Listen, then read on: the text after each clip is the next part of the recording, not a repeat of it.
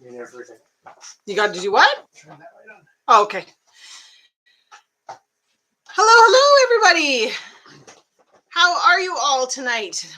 We got a busy house. We've got to go back to read everything that everybody's been chit-chatting about. This is fantastic. Oh, No, absolutely. it's already jumping. It's already jumping around. Welcome to technology. Yeah. No worries at all, Remy. That's completely understandable. So if you're not feeling well, don't don't feel obligated to stick around. Definitely don't. Although I will do one quick plug at the beginning, and because Remy is a moderator, if he could put the link in for your new Facebook page for the Canadian homesteading YouTubers. Now, this is a page on Facebook that is for people who do YouTube and create videos as well as homesteading. Mm-hmm. But if you want to put that in, Remy, that would be awesome, because anybody that is an active channel producing content, for sure check it out, because it's a great way for us to build more on our community. So I'll plug that right now while Remy's still in here and he can put the link in. But anyways, other than that, I hope everybody is well. The little homestead on the beach, I believe I saw it there at the beginning there. She said she had to look up meaning Ides of March. To be honest, we looked it up just to be, well, Chris was already on the ball with it because, you know, Chris is Chris, and he's kind of like Wikipedia for, you know. It's that thing that it has the sort of negative connotations with it. But it turns out it actually isn't negative. It just goes back to being a Roman. It was kind of like the end of Roman holidays, and I think it was the start of the Roman calendar, if I remember correctly, because their calendar used to be different. But because it's got that ominous sound to it, it really does line up with March, because if you're in the hemisphere, March is not exactly an easy month. And we're going to kind of talk about that a little bit. Mm-hmm. But we're going to get our highs and hellos out of the way first. So welcome, everybody. I don't know, did you go through and say hi to everybody, or you just kind of scroll ahead? I haven't said hello to everybody just yet, obviously. So we had Hugo Homestead and Little Homestead on the Beach. Hello, Marlene. Bucket List Homestead. Hello. And Remy, obviously, we've chit-chatted a little bit here. Thank you for posting the link. I did see that you did do that. Little House in the Big Woods. Yes, hello. Hope you were well tonight. Ren's Homestead. Joyce Ferguson, hello. I know it's kind of multiple things here. Everybody's getting excited about the convention and gardening season. And spring coming. Spring, yes. Today, it actually felt like spring today. Hello, honey badgers. Saying that, we were starting to drop off to freezing tonight. It was just starting to rain, and it was getting cold enough to kind of go crusty again. But so we're basically at that hello, point. Urban Homesteading as well. I don't know if you said. And me and you Acres. Hello. We're getting all the hellos out of the way before we get into the deep discussion. Well, so we're kind of at that point when you talk about weather from today, where we're probably still going to get snow. We're still going to get cold, but usually by this time in March, most years, our real big storms or anything that's going to stay is done. So it's not quite spring yet, because, let's say, we could still get dumped on. We could still get freezing rain. We could still get all that stuff. But we're well on our way. It's supposed to be plus 15 on Thursday, and there will be no snow. 13, I think, on Friday. So, and then pouring rain on the weekend. Mm-hmm. But I'll take that, because I would like the snow to be gone. Really. Snow's been good in some ways, but and we're so excited because I don't know if anybody remembers, but we were talking about in a couple videos and also in a couple lives about how our in our food forest / old sand pit, we have a pond, and for years, the last 3 years since we moved here, it's just been getting lower and lower and lower. And last year we were down to about 4 to 6 feet left depth in it, from a little over 12 feet at its peak. Yeah. And we noticed this spring, we went down there today, and it is, I would say it might be 8 feet now. 8 feet deep. Like the water tables have really come up this year with all the condensation we've had, or it's come up a lot. Precipitation that we've had, which is really good. Hello, 1-2. How are you tonight? Hopefully everybody's good. Given that it is actually, today is technically the Ides of March, the 15th of March. And I didn't quite remember all of this. It does have to do with lunar phases. So, but I don't have that all memorized. I thought you said it was Shakespeare. Well, he uses it Oh, as well, but it goes back to the Romans. It has a long history, this Ides of March idea. But so take us down that journey. I'm going to enjoy my water and non-alcoholic beverage, and you tell me about the Ides of March. well, I think how it applies to homesteading is what, I don't have all the facts. I have enough of them. But how it applies to sort of homesteading, I'm not going to say modern, but historically, was March is a horrible month because you're not quite, or sorry, you have used up a lot of your stores likely from the previous summer and growing season. But you're also at that point in a lot of areas, unless you're a little further, quite a bit, I should say, little bit, quite a bit further south, but there really isn't anything growing yet. So even to forage for more or less vegetables, but it's not really an option. And historically, this was a time when a lot of people, by the end of the winter, you died of things like scurvy and that from not having vegetables, for lack of a better way to put it. Now, there are tons of ways to use sort of naturally occurring things to help you with that, like um, spruce and cedar and balsam fir and that sort of things can all be used to help with that. But I think the point, the real big point, and I guess we're kind of hoping the discussion would be. Do you have a plan for where discussion's going to go? Well, somewhat, I suppose. But is when you get to this point in the year, if you're growing your own food and trying to feed yourself from what you can grow, harvest, all that sort of things, this is the big roadblock, because this is where you realize, did I grow enough? Did I not grow enough? Should I have grown more of certain things and maybe not of other things to sort of see you through? Because no simple answer ever. No, you can bet this is all going to come around to squash. Well, the squash does feed into the conversation slightly.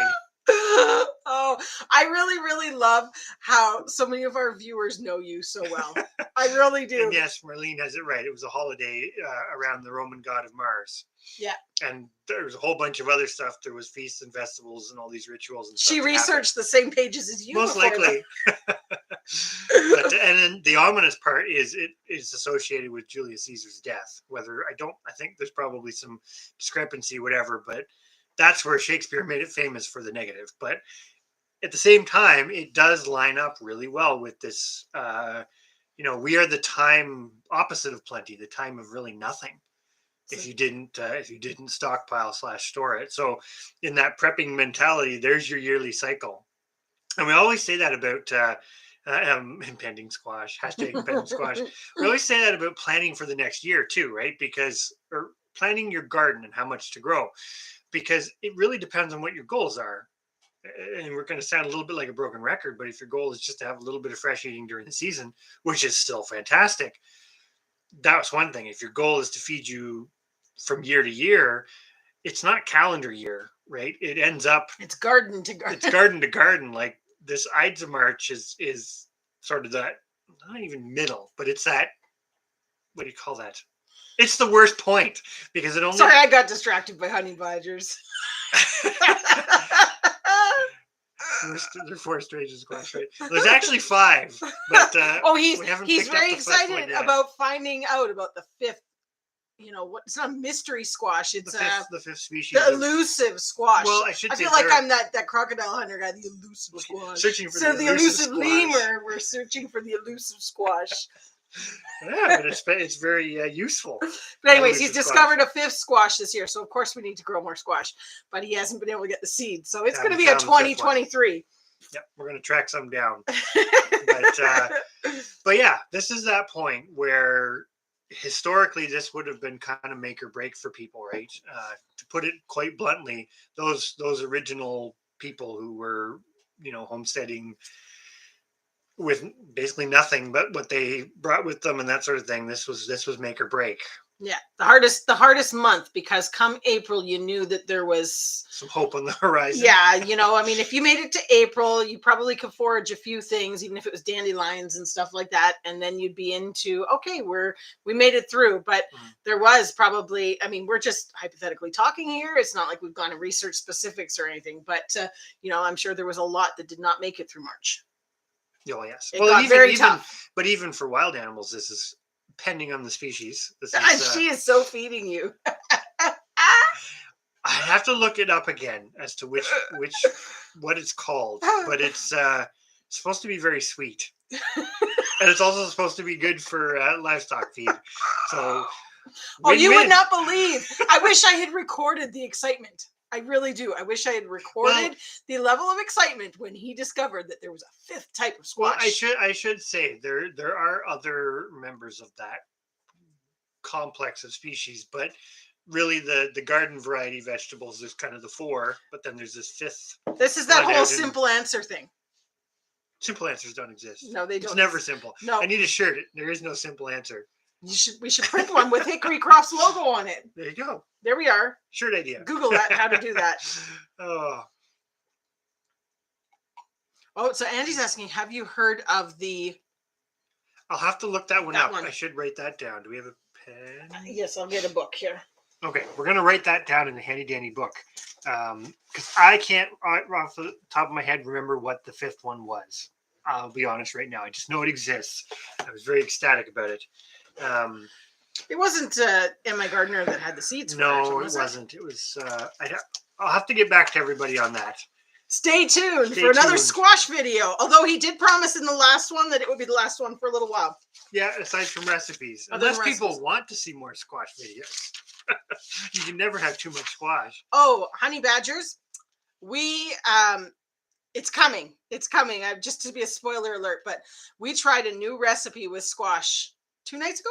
Mm-hmm. Two nights in a row. And anyways, unbelievable. We're so excited about this recipe. And then we made it even the second day, and we filmed more of the video of the recipe because we were so excited about how amazing this squash recipe was. So stay tuned for that, because squash is definitely getting a hot spot in our channel this spring. But in all fairness, this is where the squash ties into this discussion, because we did that video recently where we went down into the basement and we looked at what was left, and we've eaten a lot. I mean, what was 400 pounds of squash is a lot of squash, and we've eaten a lot of it, but there's still more. And we have been turning some of it into livestock feed, although I will say not an appreciable amount. There's been very little that's gone to the livestock, relatively speaking. And we were prepared to kind of do the emergency canning, but then we found other uses for it, and we burnt through quite a bit of what was sitting on that freezer that we thought was going to be that emergency. So, but it's a good example, because that's where squash is nice, because you're getting to the point where it may not keep super well by mid to end of March, but it still keeps to that. Oh yeah, would have been a critical time. Yeah, and it's only one thing. There's, like, we haven't really talked about it, but we've opened up our beets, which we've eaten very few of, mostly because we have lots of squash, and they're in amazing shape in the storage. Not to mention potatoes, and so. But that's one of the things sort of that ties into the fact that you got to March, and there, is planning your storage even of what you have. It's like, now we're learning, because to be honest, I mean, we've always grown our own food, but we've never grown as much food as we did last year. And figuring out storing it is half the battle. And one of the things we're noting and, kind of gathering information on is what you should consume first, what you should save that will make it till the time when you need it. And that's part of I'm going to go to the comments, but I'm going to come back to that for a second. Mm-hmm. That's interesting. We're going to look into that one about it was an extinct squash. Mm-hmm. Well, there we go. We could be like the Jurassic Park of squash. You could be growing extinct squash. Be interesting to know what variety it was. Yeah, we're definitely going to look into that. Is this the one that you got seeds for? No, somebody got seeds. Remember, it was a thing that was going around about rescue, or was that tomatoes? No, it was the squash. On somebody's video, somebody received seeds. It was only like 5 in a packet. I don't remember. I may be mixing everything up, but hello, Dave. He would like more squash videos. Yeah, excellent. Well, there will be some. We do want to do maple syrup. It's not in the cards for us this year because we don't have the equipment to do it. Yeah, and our trees are all at the back, so we're still stuck to get it to where we can do something with it. We need the ponies to be able to earn their keep, and they're not quite there yet. Well, we're not set up for it. We don't have a wagon for them. We're thinking best case scenario next year, we'd be able to do it. I think that we should at least tap the ones close to the house next year, because over there's two good sized ones, and there's the one on the driveway. You can at least get something to try and make some. Yeah. So it's in the cards. We just haven't got there yet. But the nice part is now we'll probably wait to get some equipment until after the season. Sorry, Ren's comment about making a drinking game every time squash is said in our live. You'd probably be quite intoxicated by the end. Potentially. Not every live, but these spring ones at least. Yeah. But yes, the maple sap has been running. I know there's been quite a few people talking about. We've heard kind of from our area some mixed things where it's like it's ran really heavy and then it's stopped and frozen, and so yeah. But then we have had that up and down, right, where it was like 15 degrees there one day and then it went back down again. So so it was a giant crimson tomato that I saw a video on. Rem said. Oh, okay. Okay. Yes, I do remember that one. Yeah. Honey Badger is just saying the apple trees are already. Wow. That's I haven't even gone to look at ours. Ours aren't yet. Our red and Freeman's and maples silver are maples sort are just of starting. They're always super early, but they haven't actually opened. The buds have just swelled quite a bit, which I actually find them really fascinating, because that's those soft maples, red maple, sugar maple, and in our area we have a hybrid of the two that's really quite common. As a tangent, they're interesting because we've watched them, just the ones on our property, and when we get those warm temperatures, the buds swell and etc. And then when we get cold temperatures, they go back down. Like, I don't even know how a plant like physically does that, but they do, and they seem to be able to roll with the punches pretty good. But 1-2 is going to get a beer. So yes, and Little House in the Big Woods needs ponies and a wagon. We got the ponies in the fall. We even got harnesses that need a little bit of TLC, so we've got to get going on that, doing some repairs on the harnesses. But the wagon is proving a bit challenging, and we have not tried to see if they still drive, because we don't really know what we're doing. So we've had to work on one of the feet of one. Her hooves aren't in fantastic shape. So no, well, she came that way. She came with very bad feet. She'd I'm not gonna say, it was just poor farrier work. So we're working on that to get her. She's improving. Oh yeah, and but it's a slow process. Yeah, exactly. So you can only go so fast. But the other one, Chris does his. I call it fake driving. I should do it fake driving where you should do a fake driving video. I'm gonna do the fake driving because she responds. This is a tangent, but she responds totally really well off topic to when you put the lead line on her. She's really good at. She walks in front of you, but she doesn't just go. She kind of knows where to walk. This is Mandy, and Mandy is supposed to have been a driving horse before. So when she goes ahead of you, she kind of feels, and it's centered, right? So the clip's underneath her chin, but it's usually to one side or the other, and she always leans into whatever side when she gets to the point where she's almost pulling, not quite pulling. So she knows the cues. I should try doing her with the two and see if I can drive her. Be interesting to try, but so Home Hardware must have some maple stuff on. Maybe just maybe open that in another window there. We'll take a look at that, Chrissy. Thank you. So it's a Cuban Maxima, so it would be the same as the Big Blue, right? Yes. Yeah. So now that so just on another tangent. So this year, Angie, we're blue squash because we want to try the one that you sent that you said is one of your favorites. So it is the same variety. So we would end up having to choose one, whether it was the Big Blue one, the one that you sent us, or something like that. We're curious to see though if it's more prolific. Yeah. Well, and we're finding the Big Blue ones are just too big. Even for animal feed or anything else, it's just there's too much there. And if I cook it, I've got to then take up a whole bunch of space in the freezer to put it all, because I don't.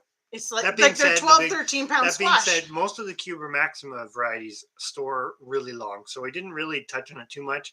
But those Big Blue squash, they're in great shape. So even though our Canada Crooknecks are starting to get to that point, the Cuba Maximas, they're the Hubbard types. They store longer, which is that's another advantage to having multiple species, right? Because the Cuba Maximas, they mature different. Yeah, they mature different. They'll store the longest. So going back to the Ides of March idea, they'll get you even further into spring. Yeah, we really haven't started eating the Cuba Maxima. Yeah, the Big Blues. Because if you think about it, it sounds kind of weird, but eating those squash, they're almost like eating fresh vegetables. It's not quite the but Yeah. it's pretty. That's about as close as you get. Well, and the interesting thing is if we go down our beets are keeping very, very well, but they're all sprouting their greens. So we could technically go down and harvest greens off of them. Oh, absolutely. Just for another, like in March time, that's another handy thing. That's not a terrible idea, one to try training the oxen. That's one thing. We looked into oxen.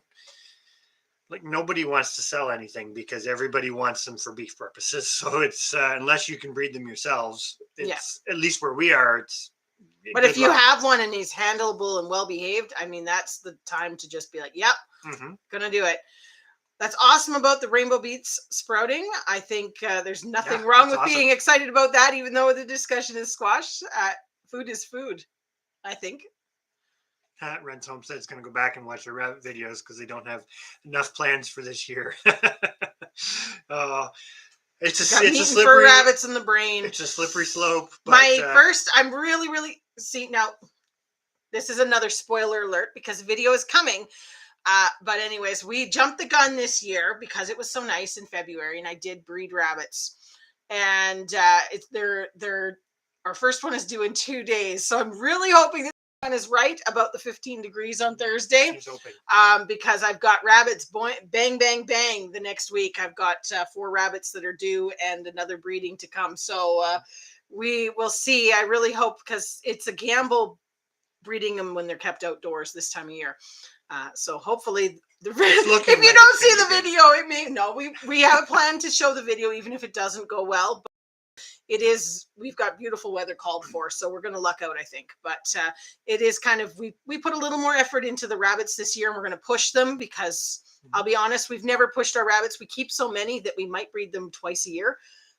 And this year we decided we were going to start earlier and see if we could push them to their max and see if we could get the 3 litters before fall time. Should be doable. So fingers crossed. I have kind of a waiting list for people that want to buy some bunnies too. So fingers crossed they behave. Hopefully it's a good bunny year. Yes. But that's awesome. 300 liters. Wow. That's pretty awesome. What does that equate to? It's 40 liters makes a liter of syrup, right? 40. So that's no, but he's unboiling. That's 300 liters of actual milk syrup. That's a lot. I think that's what you're saying. If that's 300 liters, wow. That's awesome. Send some our way. If not, though, it's still a lot because it would still be, what, 10 liters of... it's still a lot either way, yeah. Of syrup. But, the big blue squash, they do animals like it love for them. feed. Even if they're not ripe, they eat them right off the vine if they can get near them. Our sheep will actually, when they're young, break them open and eat them before they're even fully ripened. Yeah. If they can get at them. Now, honey badgers has been cut off of buying seeds. Well, we are a support group of enablers. We're not a support group of helping to prevent you. Little homestead by the beach.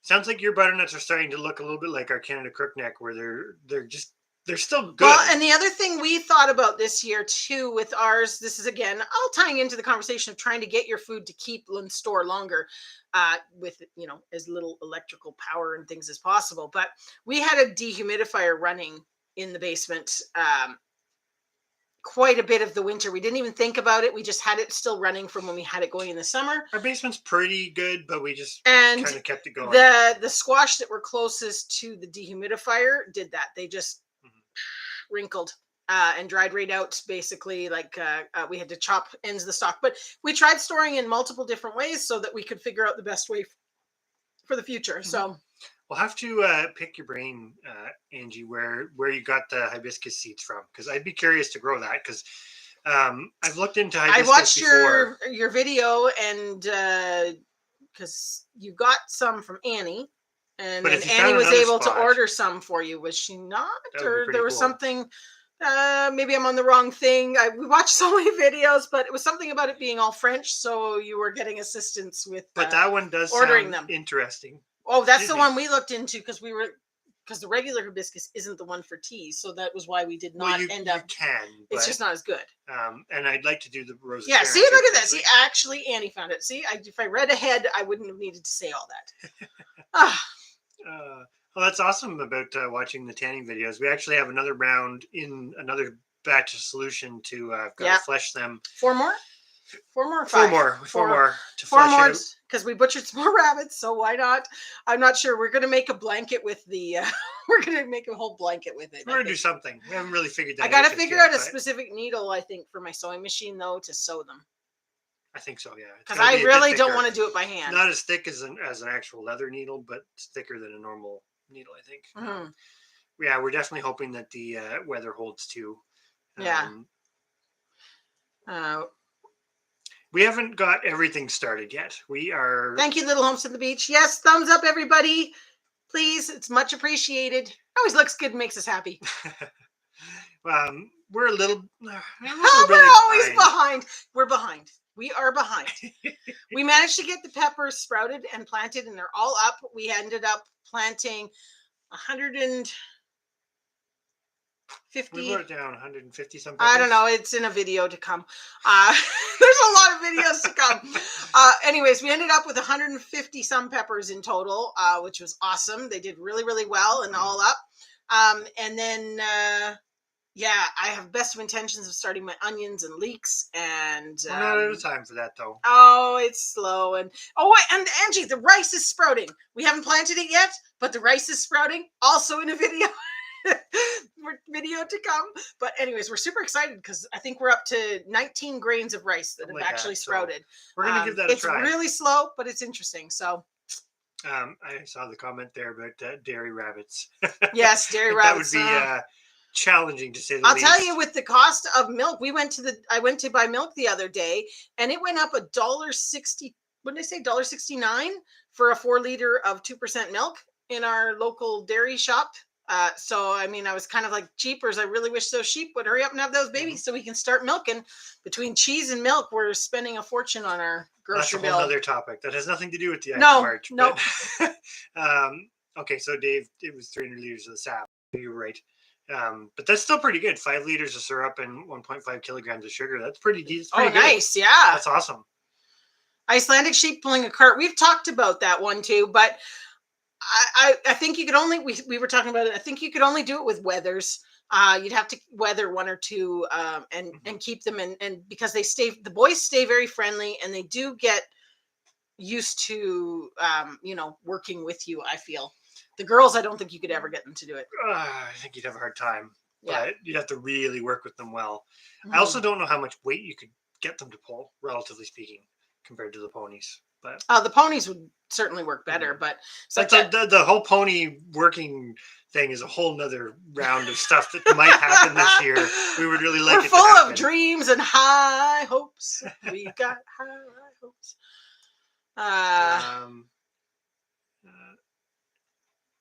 Okay, yeah, that's what it was. She sent some in the mail. Yeah. Sure. Yeah. We remember you talking about it, and it was really an interesting sounding, because I've researched it before, never found any seeds. Isn't that horrible that you watch so many things that it all just becomes a blur? And I mean, even though we know people and we know them and we know their channels and we've kind of stayed, following things along, it just all becomes a blur. And I can't remember who it was, what it was. Most of it. Oi. So I apologize if I ever get it wrong. So how do we cull the rabbits? Do you mean like select for things or actually do the job? We use the broomstick method. Yeah.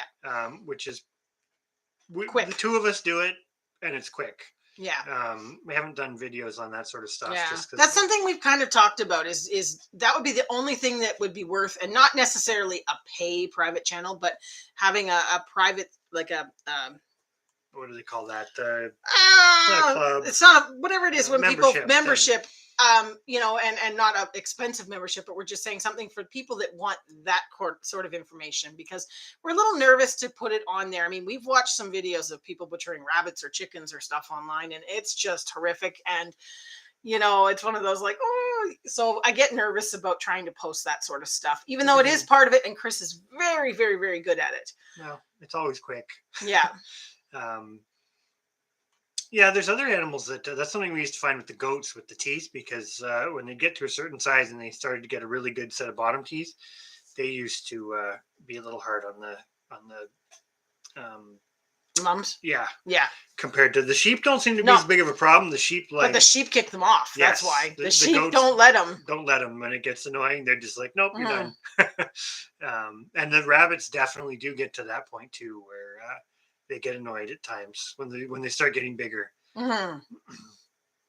Um, uh, what did we decide about milking? Well, we have to get there. We're not going to have lambs born until, was it mid-May? The earliest? Have a good night, bucket list. I'm not sure if we've missed you already, but definitely have a good night. Feel better tomorrow. But yeah, so we're not going to be milking for a bit. We've talked Hey, about Scott, Rambling the Brums. some setup that we might need with the barn, because of the one thing with the sheep, like the goats were easy. You could go and walk and grab them by the collar and walk them to the milk stand. I think with the sheep, we're going to have to get a chute system that they'll learn pretty quick, but we need to actually meet that. Hey, we're caught up pretty much. Yeah, I have seen people use goats for pulling carts and stuff. In fact, it used to be fairly common for a lot of kids did it. Oh, we've all seen that video with Nicole Kidman. Where she's going down the thing and she's got her billy goat pulling her in the little wagon. What movie is that? Oh, geez, I don't know. Oh my Is goodness. that the Golden Compass? Anyways, doesn't really matter. Anyways. Yeah, we basically are using the same that same method. It works quite well. We've talked about there's some, I don't know, what do they call it? It's got a terrible name. Don't they call it the cone rabbit? thing? No, the rabbit ringer. Oh, It yeah. does the same thing. We've talked about maybe getting one of those, or a metal Mhm. thing that you screw under the wall, but this works just as well. Yeah. Yeah, it is the Golden Compass. Yes. The kids used to use the goats to haul them around. That's kind of fun. I think it'd be fun to sort of play around with that sort of stuff. It's just everything always comes down to time. Mm-hmm. And it never seems like there's enough of it. I mean, it's like even the ponies, we've had the best of intentions of trying to get them going That before. being said, we've had enough snow this year that even if we had all the equipment to do it, it wouldn't have been easy to do the training. Or the refresher, maybe not training, but Red Soap said feels like that's a dream I had with the goats. Oh, no, yeah, I know. Yeah. Anyway, Um, or the lack of time, exactly. What's oh, this is about the asparagus. yes, no, you're absolutely right, Crucy. Asparagus, if you start it from seed, I want to say it's 5 years is what they recommend before you really can harvest anything. And if you do it from sets, I think you're down to 3. You might be able to harvest something the second year, but asparagus just like you said, takes a while to establish. So we have a bunch of asparagus seeds to start. Yes. We just haven't done it yet. Well, we're planting them direct though, aren't we? I've done it before. You'd start them in the trays and then you put them where you want, because they don't all come up. But it works pretty well. And we now have a bed area to put them. Yeah. So that's usually the biggest challenge, is when you start something like a perennial like asparagus, it's like, where am I going to put it? And that's kind of where we failed with it in the past. Well, there's a lot of failures that go on sometimes. Yeah, it happens. Or failed experiments, I guess, not failures. But Little House in the Big Woods has Barbados sheep. Oh, that's very cool that you have them. I believe, because some of the hair sheep are actually decent for milking, I think. I'm sure you could do it. I think the hard part is with that, and this is... I don't remember those ones. They looked a lot like the Oberhasleys, color-wise. They were the brownie color in the back with the black legs. Oh, yes, black belly. Yeah. Really nice-looking breed. Yeah. But I think you'll find a lot, like sheep, there's such little information on milking anything but a couple of breeds out there. People just stop doing it, but it's a great example of you can do it and still get all of what you need.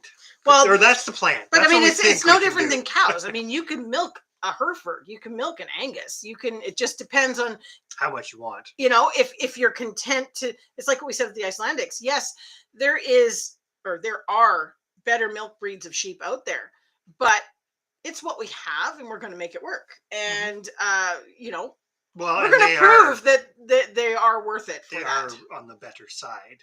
Of things, but it'll be an interesting experiment, I think. Well, it's like the dual purpose chicken thing, and that's a whole nother conversation. But going back to the Ides of March thing, This is something that I think is important because we were talking about this today. The one thing that we do have a lot of right now is chicken eggs, because of course they're coming in, they're ramping up in production right now, quite big time actually. And that's another one of those things, right? That's where you're going to get a glut of chicken eggs this time of year, and do the same thing where you put a percentage aside in various Mhm. methods to see you through in that old timey homesteading type way, because they didn't have the most productive things. They used what they had. So with these dual purpose type breeds, you're going to have a lean time, but the nice part about the chickens is your glut of production is in the spring When you when a don't lot have. of other stuff's not available. So eating seasonally, we Mhm. eat a lot more eggs in the spring Yeah. than we do at other times, and we kind of save them more for like baking and that sort of thing In the later on. leaner Yeah, times, or exactly. yeah. Um, yeah, that's the one Ah, thing with the anything rare. Finding breeding stock is really yeah.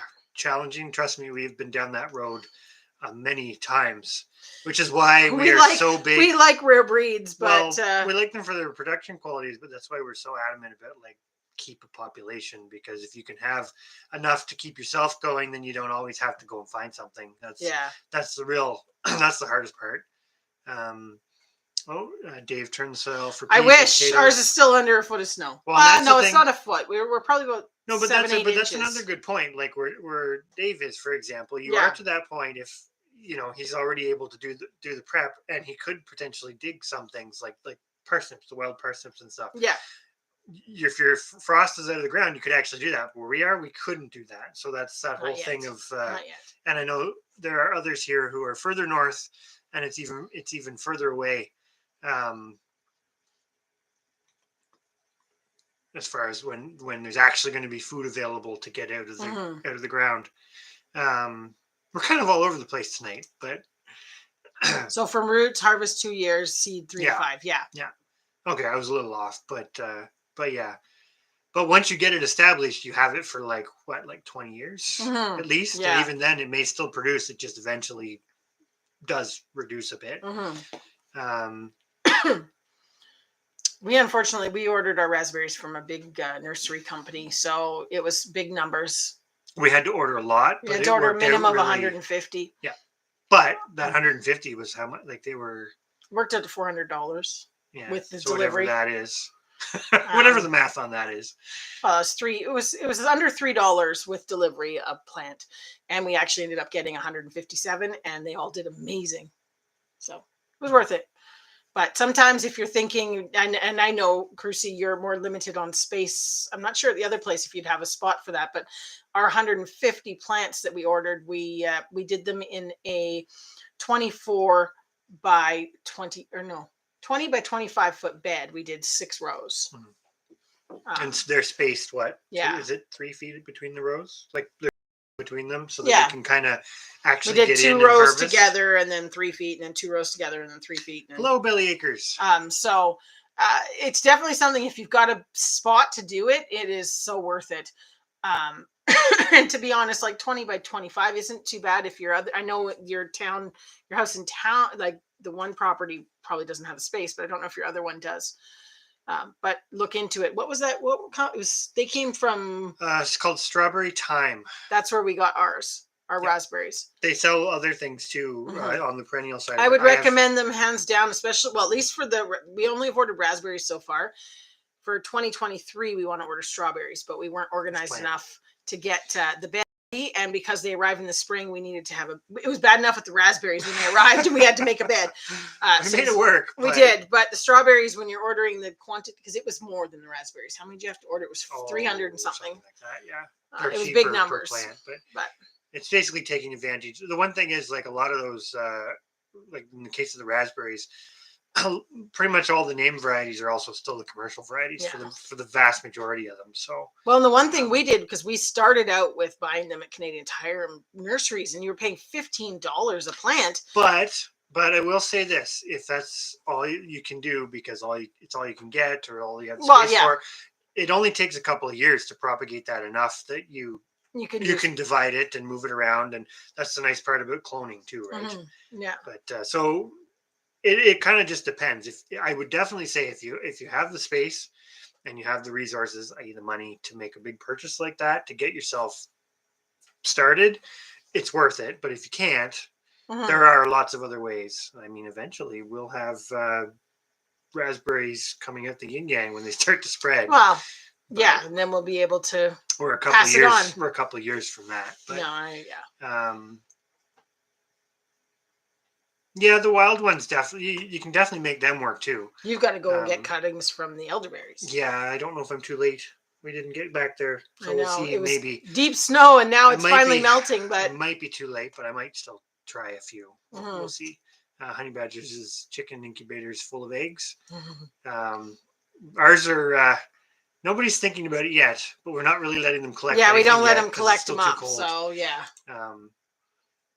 Okay, the other property is 2 acres, so yeah, So you'd you'd probably be- have something somewhere yeah. that would work. Yeah. Anyways, it's just something that I would look into if you think you've got the space that you could actually do a patch, because we worked it out doing them from a $15 plant that you picked up at a nursery or whatever. Really, you could only get 30 plants for the same price as what we got the 150 for.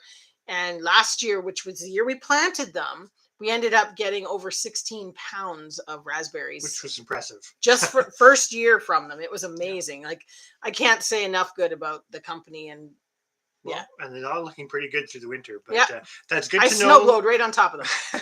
That's good to know about the elderberries. I'm gonna check them out in the next couple days here, because they shouldn't have budded out yet. They're a little slow.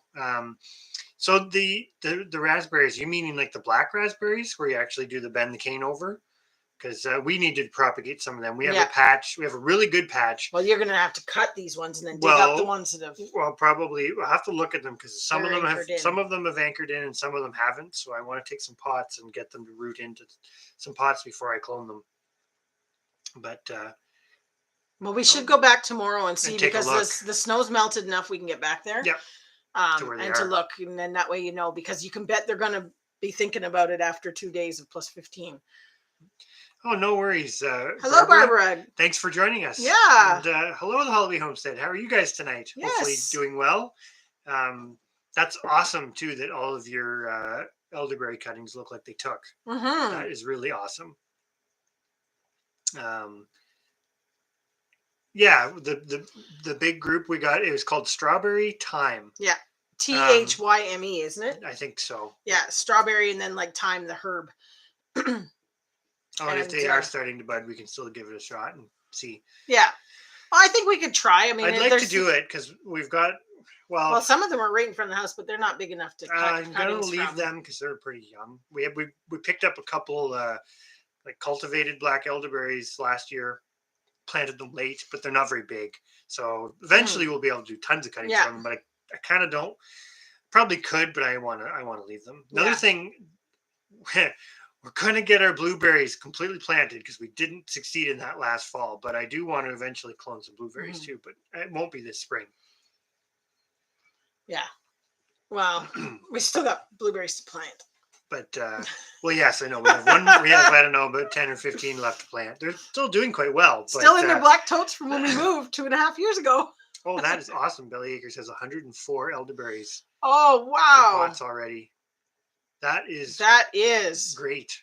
I would love to do, I don't think you completely agree, but down our driveway, a row of them, because having them closer, you're more likely to use them. And they're pretty and they smell good. It's not a lot of light. I know. It's not a lot of light. I think we're going to end up kicking our animals out of around the house is what's going to end up eventually, happening. Yes. Hi, Bettina. We don't have a lot of, like, I know we've had this conversation Hello, before, Rebel but Canners. we don't have a lot of spot close to the house. Like, right at the house, our property's only 300 and... You say we don't have a lot. We have a lot. We have to use our space better. And right now... because we've allocated it to animals. Well, temporarily, because we don't have things fenced. Yeah. So hopefully, it'll work better. I'm having a real hard time finding hybrid willow cutting to Canada. Different willows. To be honest, I've not looked into getting any of the hybrid willows. I know what you mean because some of them are much, much faster growing. I know in our area, they get bought up really quick, but the only cuttings that I really come across are like pussy willow, sandbar willow, and I can't remember the other one. There's 3 of them that get used a lot for restoration work and stuff around kind of this area, and they're all fast growing, but not quite as fast as the hybrids. That's for sure. You're supposed to plant near your home for protection folklore. Well, and this is the thing. So we've got because we haven't been on this property that long. So there was some existing pastures. There's one behind the house. It's kind of a funny property because you can drive all the way around the house. We like that for wood deliveries and that sort of thing. So we got to keep that open. There's a bit of a narrow spot at the back, but it's very treed. Well, but there's lots of opportunity. We just haven't capitalized on as much as we could. Well, and there's a lot of stuff where it's like we've got a lot of scrubby Manitoba maples and trees that are falling down that just need to be pushed back, because I think there's a big strip there that you could really develop into fruit. And we were actually talking, we went to check on our skunk hole the other day or yesterday or whatever day it was, down in the pit, and we looked at this one area that I dug some fence post holes last year, and I said, this is a perfect area. We should clear some of these sumacs and things out of the way, because it'd be a great spot for a currant patch or something like that that can handle a bit of shade. Yeah. Because we drink this thing. It's called like it's like black currant syrup. I don't know if anybody's familiar with Ribena, which comes from the UK, I believe. Anyways, we don't buy the Ribena type, but we do like this other brand, black currant syrup. And so we want to eventually have enough black currants that we could make it ourselves instead of buying it. It's on the list. The big thing is for us, we're trying to build up our fruit crops because they're all longer term, right? So in an ideal world, we would like to pick like one thing, and you kind of amass, whether it's from cuttings, whether it's from buying seedlings or bare roots or whatever it is, you kind of amass enough in that year to plant enough that you may not have to revisit it again for a while, but we'll see how that goes. Raspberries was the big one last year. We've got some things on the potential this year, but whether or not we get to them or not, we'll see. Well, and we need to get back and prune some apple trees. Well, and that's another thing too. But we'll have to check out your videos about the willows and the elderberry. I wrote that down so we could go and have a look. To the book. Yeah. But so when you're talking about pruning them, Barbara, or trimming them back, you mean just to like shape them or to take cuttings to plant? Because I've not actually done it myself. Well, I shouldn't say that. We kind of did indirectly, but I know currants, you can air layer them quite well, and before you take the cuttings. I know one method, if you can watch them, is you put basically a bag around with some soil or whatever in it, or a soil mixture to get them to root, so it keeps the moisture in, and it'll root along the stem a bit. And then when you take the cutting, they'll take better. It's not hard to do. And they have that natural tendency to do it anyways. Like when the snow flattens them down, it flattens the bush down, and then you get a bunch more. It's the same plant, but they're all popping up around it. The goji berry. We tried goji berries, growing them in the past, and never had a lot of luck. No. They never really grew, and they never survived the winter months. I don't know if it was just our location. Now that was at the old house. Yeah, and it was a very wet area that it got planted. So I wonder if it I was not had happy. tried them before that too, and they still didn't. I've never had good luck with them, so I don't know if there's specific varieties that are better or not. But a few blackberries and a couple of elderberry cuttings. Hopefully they survive the winter.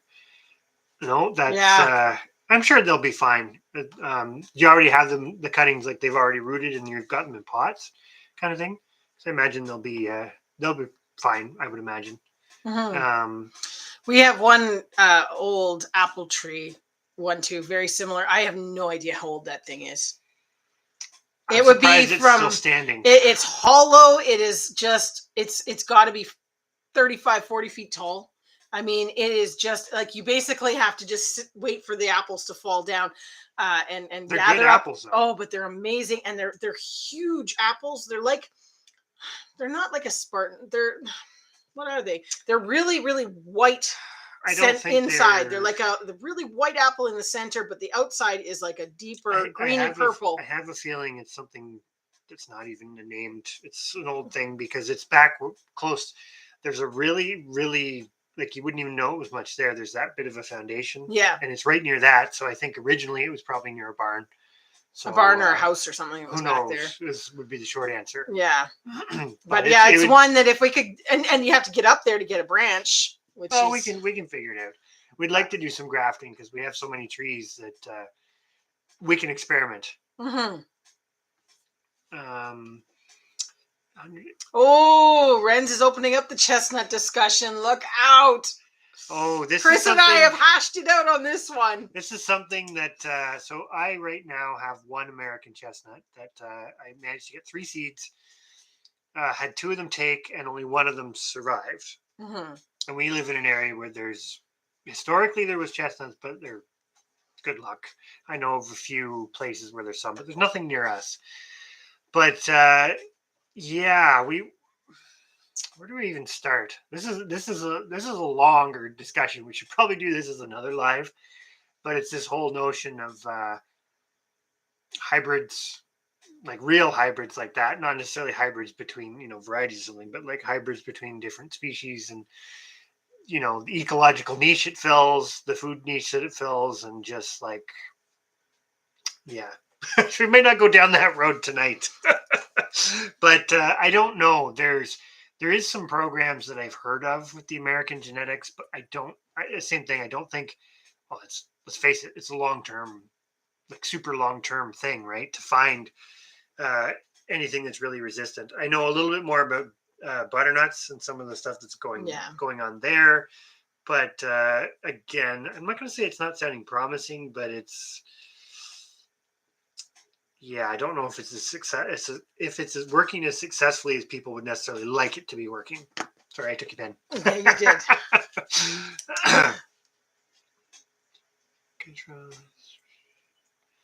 Okay, no, then they should do well. I imagine the blackberries will come back. They're pretty hardy. Even if they don't look like they're doing fantastic in the pots, if you can plant them this spring or something, then they'll probably do a lot better. Because sometimes it's amazing how they can come back from looking kind of questionable. Mm-hmm. It's marcotti. Okay, you wrote down the marcotti. Yeah, they are layering. Sorry, we're reading. These are really good comments. Yeah. And they kind of make you think.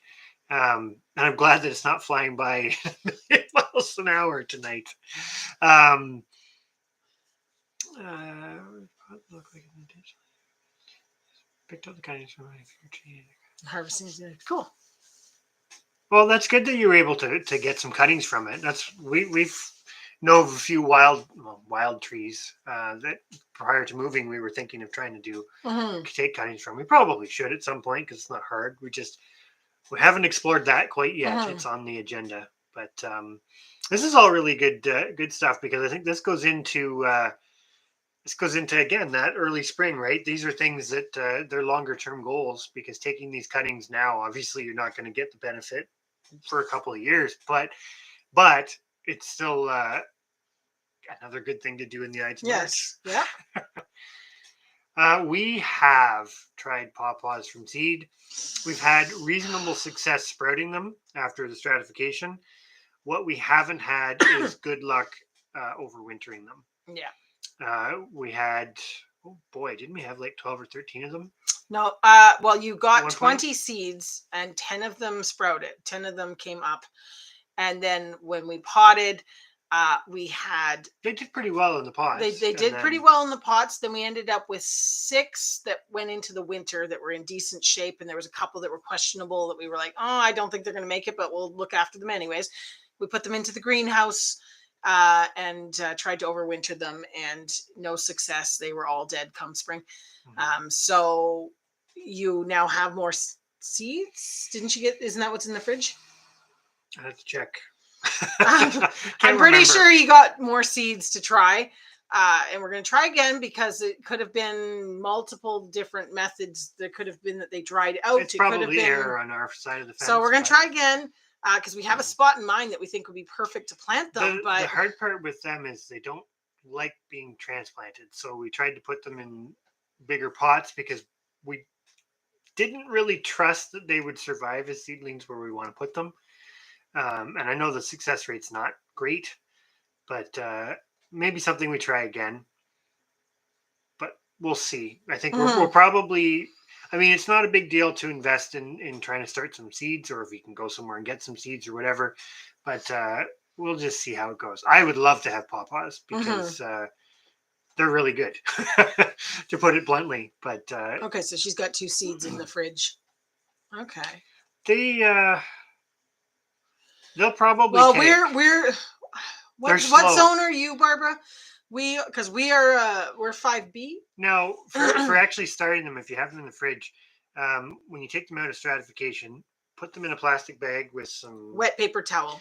Yeah, because you want to keep them quite moist until they sprout. And then when you start seeing the root come out, and it can take a while. Yeah, because we had them up like by our wood stove, didn't we? Yeah, it's like a couple weeks to maybe even a month sometimes. And then they're sporadic too, so you might get one go. Don't throw the other one out. It comes later. It could come later, or it might not do anything.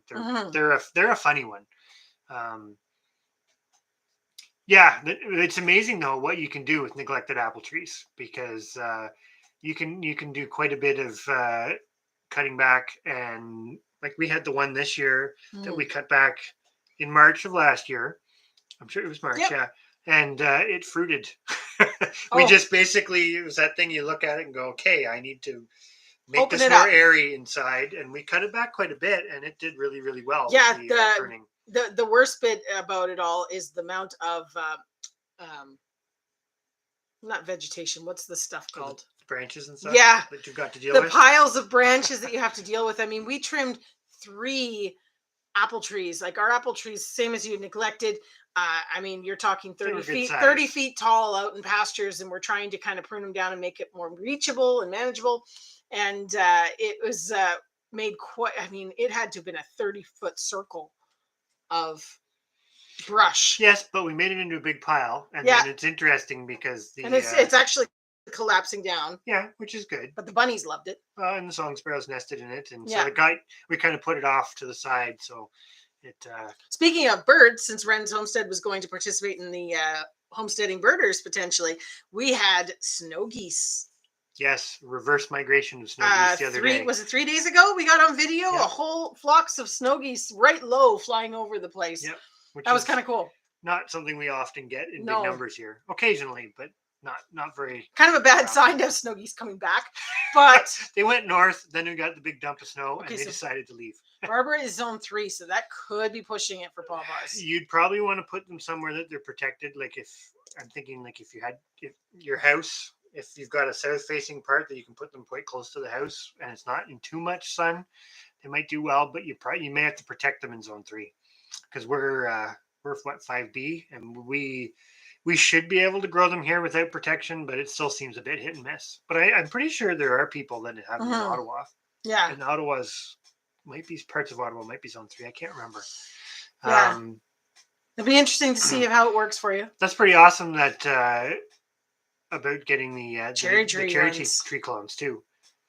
I definitely want to play around with the air layering as well. Like I say, I haven't actually purposely done it, but I've seen it work on some things. So, honey locust, that's what ours are, right? Yes. Yeah.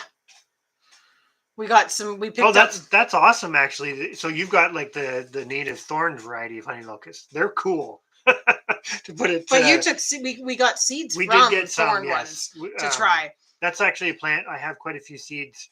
We still have 1 or 2 of them that survived, didn't we? Yeah. So we have a couple seedlings of them as well. I'd like to plant more of them because they're another thing that there is some human food value in. And the animals love to eat the pods. The sheep love to eat the pods. So it's a bit, again, a longer term, and this is always that catch-22, right? Because I'm going to say it. I believe there's a place for annuals and biannuals, but I also think longer term, like looking at things more than just the immediate year, those longer term perennials are, especially trees and things, are great. but it takes so much forethought, and it is time, because you're doing both at the same time, which is always a bit hard to manage. But we'd like to, as we get some stuff settled out more, we should be able to focus a bit more on that.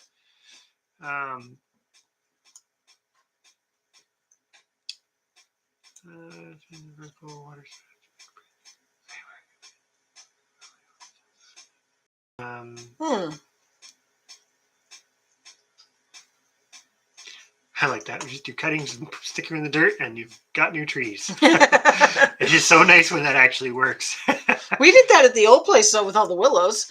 You just took the stick, you stripped everything off of it, and jabbed it in the ground. But willows, as long as they're in an area that still has enough moisture, if you take the live stakes and you can, willows and some of the dogwoods work really, really well that way.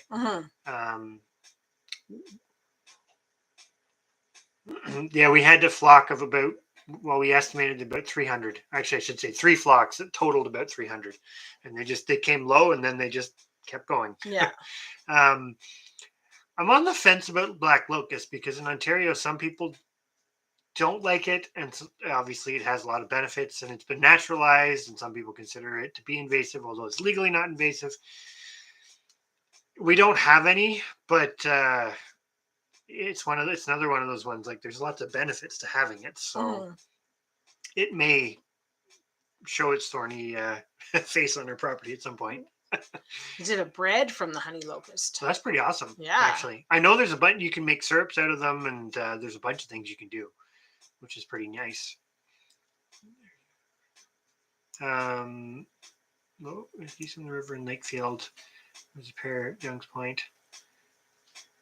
Oh, that's cool. The snow geese, you mean? I think that's probably what she means. That's actually really awesome. That it tastes like a banana nut bread. It's something we want to try.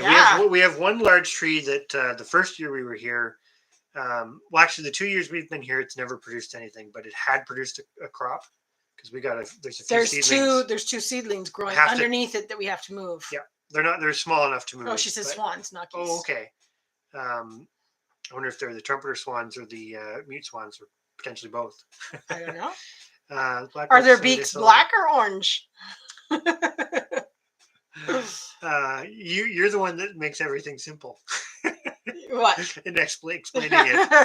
That's how I'm like, if it's orange, it's a mute swan. If it's black, it's probably a trumpeter swan. I agree with one too. I didn't know so much about the medicinal qualities, but I definitely knew about the bees, and definitely knew about the wood making great fence posts. I think it's actually considered better than white cedar, and white cedar's pretty decent too. Yeah. But, keeping the suckers from establishing themselves, definitely not a treated plant. No, that's the dilemma, right? But this is the only way. So I've actually done some reading, no practical experience on this, but some reading on using those suckers as a fodder plant, because if you keep on top of them and you don't let them get to that point that they really become trees, you can graze sheep and goats and things on it. That being said, I'd be curious to try it practically, because I don't know how long you'd have to rotate things off for them not to kill it. So I don't know if it's practical or not. But it's definitely something to think about. That's actually, when you mentioned grapes, that's something that is on our agenda, because we have 2 grapevines that definitely survived the ordeal of not being looked after in the move and everything else. I think the other 2 may have died, but we'll see, because you never know. The roots could be alive and they just died back. It's possible, but that's something I'd like to get going, because that's another one of those. Well, it's not super long term, but once you get it established, you have it for a long time, and it produces a lot in return, which is kind of awesome.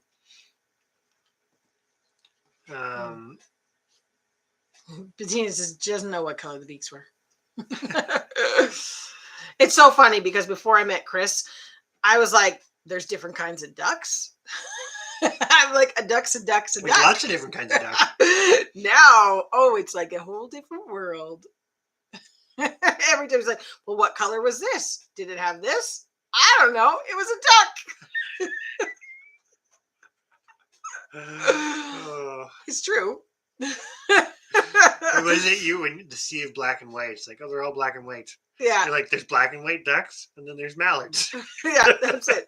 Black and white or mallards. That's all I know. But there's so much more. It's like gulls. Oh yes, gulls. Amazing gull watching.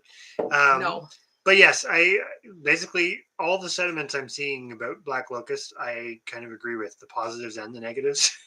So I'm on the fence because we don't have it, but it's fast growing. You could potentially use it as that fodder. You couldn't use it as firewood, but I have heard that because it may burn a little too hot.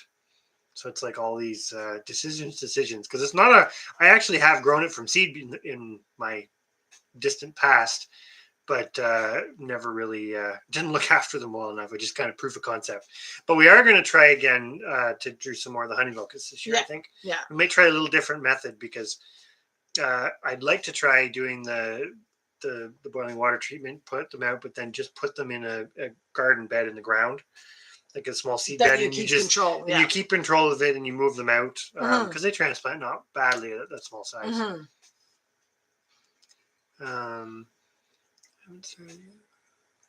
Need to clip back your grapes in dormancy. Ours didn't grow enough to clip back, but they're still alive. They were, the two of them were still alive, but Mhm. the hopefully by next year they'll have at least kind of got to the trellis portion. And Yeah, they're definitely, well, then the two of them that I don't know if they Wow. die, if they are still alive, they'll be dead pretty much right to the Yeah. ground, I think. So we will see. Growing hascaps. Hascaps is something that we've You'd talked like to about. get, yeah. Never taken the plunge. 8 bushes and 6 feet tall. That's pretty good. So do you find that the hascaps are quite prolific? Because I've actually never eaten one, but I've heard good things about them. This is one of those. This is one of those things for me. It's like if that was something we wanted to do, it's just kind of like dive in and get it going, which I think is not bad Mhm. advice for a lot of this if you can obviously do it, because Yeah. if just you get better return doing that, right? Every year picking one project to dive into for these longer term things. That being said, there's nothing wrong with trying some seed starting and all that, and cuttings and things to kind of supplement. Mm-hmm. But temperature's much in it.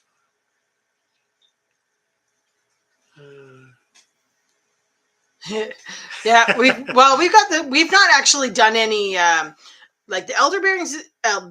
Elderberries is the only thing we really want to do the cuttings of, because we have so many blackberries and red raspberries on the property and black raspberries that I'm not trying to put well, them. we're gonna The black do raspberries, we're going to do the patch that's right beside the house because it's becoming a menace and it can't stay there. So it's trying to creep out. So what yeah, we want to do is basically I've been mowing it with the lawnmower. well, but it's creeped out probably about 8 feet from the house. Yeah, and we want to keep it there, but we want to maintain it. So we're going to start another area that we can get at it better. Yeah, but because we all really like the black raspberries. Black raspberries, yes, taste. Yeah.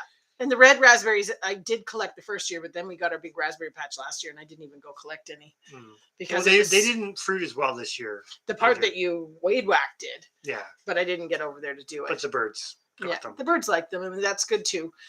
The one thing we did discover was a few black. Where the old house was, old foundation. Oh, there is black currants. Currants. I forget. It's one of the native black currants.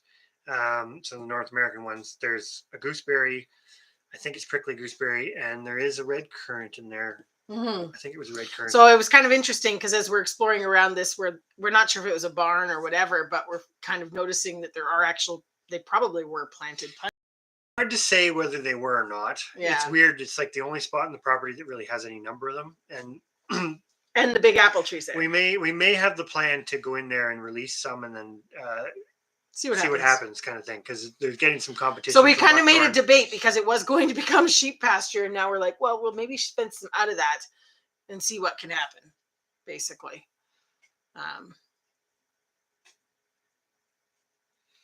Couple dozen emails and can get hungry less. Is that for the black locust Ren's homestead that you're talking about? Because if so, that's interesting. Yeah. I know there's a lot of big things with that and trees, as we're kind of going down the discussion on trees and woody plants. in acid for better germination. I So, have heard about that. mm, We did okay doing the hot water treatment. It worked, but the acid probably would work better. better, yeah. You did get quite a few though that sprouted. Like we planted, I think we did. There must have been 5 or 6 that you planted. We didn't. I think We didn't. I will admit they didn't get as much TLC as the pawpaws because it was survival of the fittest. It was kind of like we also Well, did we some have a of the, lot of them. Yeah. We have quite a few honey locust seeds at the moment. Yeah. Um,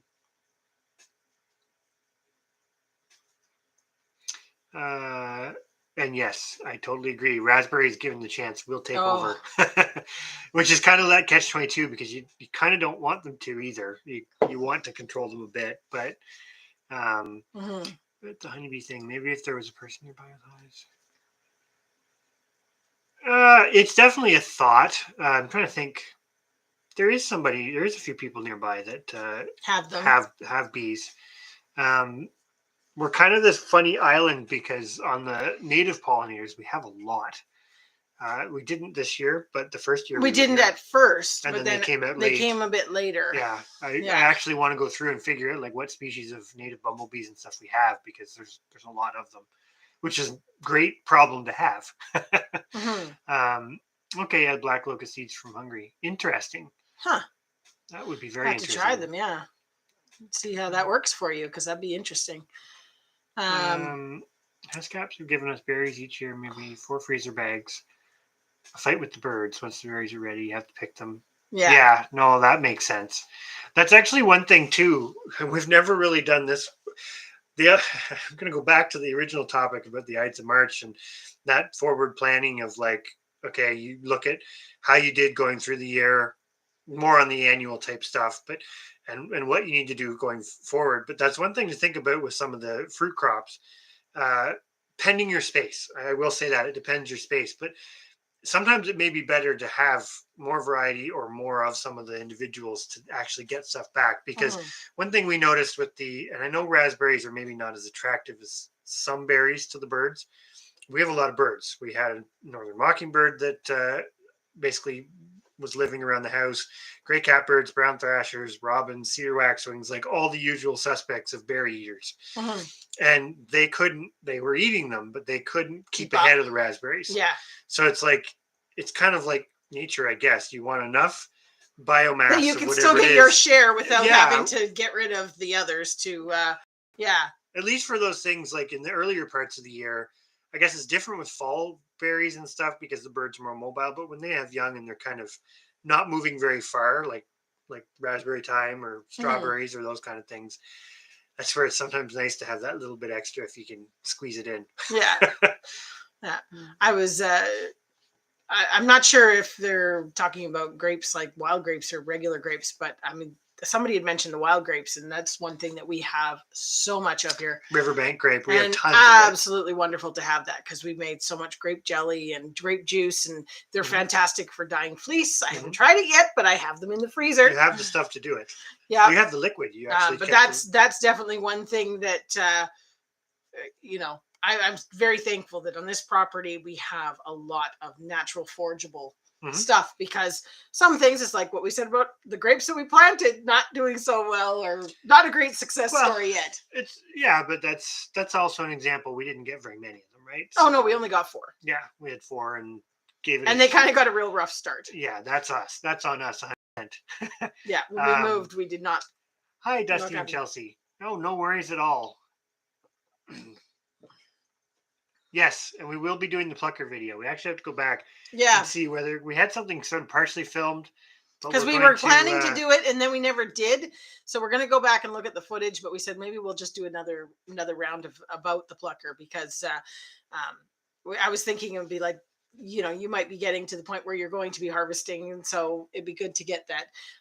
And I'm going to find we bought it secondhand, but I've looked it up for somebody else before so that we had the model and where it came from and that sort of stuff, or what you were looking for. So I was going to get all that information. Took us a bit to find that because there wasn't much info on it. It was a little tricky because the machine itself doesn't have any labels or anything on it. We just kind of had to go online and look. You had to keep going through pluckers until we could find some. Yeah.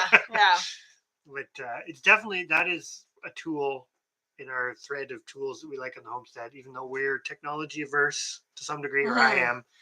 That is a tool that I definitely like because it makes your job a lot easier when you're processing Mhm. chickens or turkeys. Yeah. Um, but that's interesting that you did get 2 to survive out of the 6 that you planted. Their pawpaws are just a funny one because they just don't have Sorry, great. Oh, I 1 second. gotta sneak out for a second. We got a child emergency. I gotta get ready. Yeah. I should let you out. Yes. But yeah, they just don't have as great a germination success, and then a lot of them don't survive either. Hello, North Shore. Hopefully, you're doing not too bad tonight, and hopefully your legs, I say, feeling a little bit better. I'm sure it's kind of always the same at the moment, but thanks for coming in. But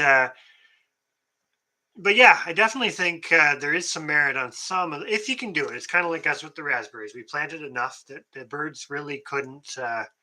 They can't keep ahead of it, which means that we get to have it. But it's also keeping them somewhere that you're going to see them. Because if they're, this is my thing with the black elderberries, because we have some on the property, and they're big bushes, a couple of them, but they're quite a ways from the house, so the birds just got them all. So we didn't get a chance to get anything off them this year. So I'd really like to have it up near the house, which then goes full circle to what we were talking about earlier of I guess that's like a permaculture principle, though. It's like the zones, right? Where you what you have closest to you is the things that you're going to use more regularly and that kind of thing.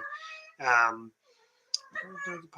so it's so yeah, exactly. That's the thing with pawpaws and some other fruits. When you're far enough north, it's a gamble. I know where we are in Ontario, they're not native to where we are, but we're the same zone as southwestern Ontario where they are native, or parts of southwestern Ontario where they're native. So we can do it, but we're pushing it. Um, gonna catch up. And things starting to go ahead on me. Growing quiddle zone, at least compared to what I expected. Um, yeah, the fruit can be funny because I know individual pawpaw plants. They all have different. Like if they're not clones, they can have different qualities and lengths of time to mature and all that sort of thing. It's definitely something to experiment with. But if you could get a patch, uh, that'd be awesome. The same with um, your spice bush, Angie. That's another one that I would like to grow, and I know it will grow where we are. There just isn't any native sources of it, so I'd eventually have to get seeds and whatnot. But yeah, um, but yes, agreed. Pawpaws. The further south you go, the more common they get. Um, absolutely for sure. But yeah, I don't know. Hopefully everybody kind of understood where we were going, I guess, with this discussion on the March, as it wasn't necessarily personal homestead challenges. It was just challenges that I think some people don't think about, right? Because we get it all the time. Why do you grow so much food? It's like, well, do you know how much it takes to feed somebody? How much it takes to feed an adult? It's a lot. And then if you're trying to do that in a northern environment over an entire year, it's really a lot.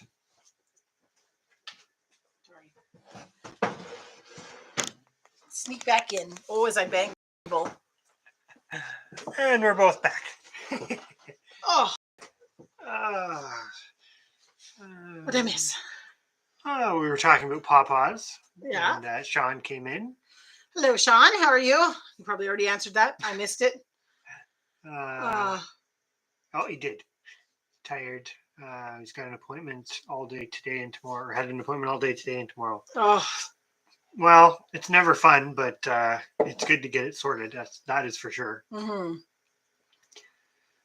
Oh, that partially in-ground greenhouse. Yeah, that is something I'd that love sounds to. really interesting too. I've seen those ones that are like they dig them down 4 feet and then put the bed in, and then they have like just the sloped glass top. Oh, I'd love to have something like that. I don't think you. I shouldn't completely speak from this because I don't have a lot of experience with it. I'm pretty sure you don't have to prune pawpaws very much until they start putting up suckers. Because I know they will spread into, it's like the way down yonder in the pawpaw patch type thing. They will spread into quite a thicket if you let them. So I don't know if you have to actually prune the plant for harvesting much. I think it's just you want to prune back the suckers potentially. You may not, depending on where you put it, but yeah, 750 pounds per person, a minimum for a year. Yeah, and the average North American eats a lot more than that. Yeah, like when we did we did a video for Shed Wars last year on how much a person consumes. Well, based on sort of an average for North American average, which we all know we all eat more than, well, we don't all, but a large portion of the population's eating more than they should. But it was almost 2,000 pounds a person, including dairy and beverages and all that sort of stuff. So it was pretty eye-opening for us, because then we kind of said, well, jeepers, for us to feed our family, we need 6,000 pounds of food. And the reality is it's less than that. So what's, it is. What's 750 times 4? Oh God, you're making me look 3,000. 3,000. So there you go. So minimum of 3,000 pounds for a family of 4. So if you put it in perspective that way, then we did grow enough technically. I know, in squash. Drink, everybody drink. Everybody drink.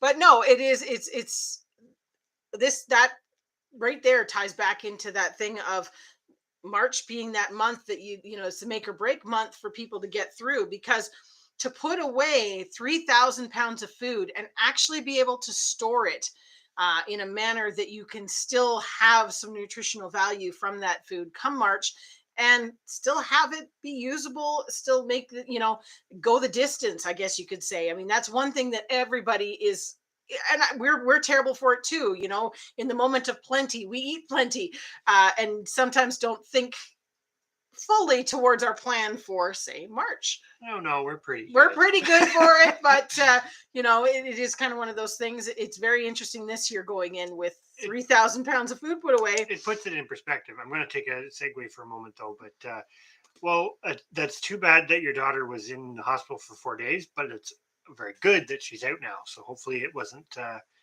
anything too crazy. Although being in for 4 days, I'm going to guess that it wasn't a normal thing, routine thing.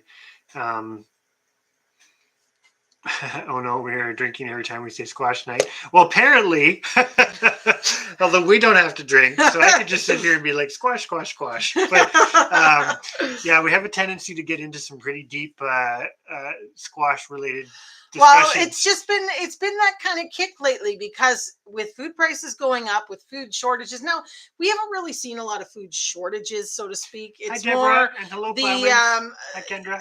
It's more the price of things that's becoming mind-blowing.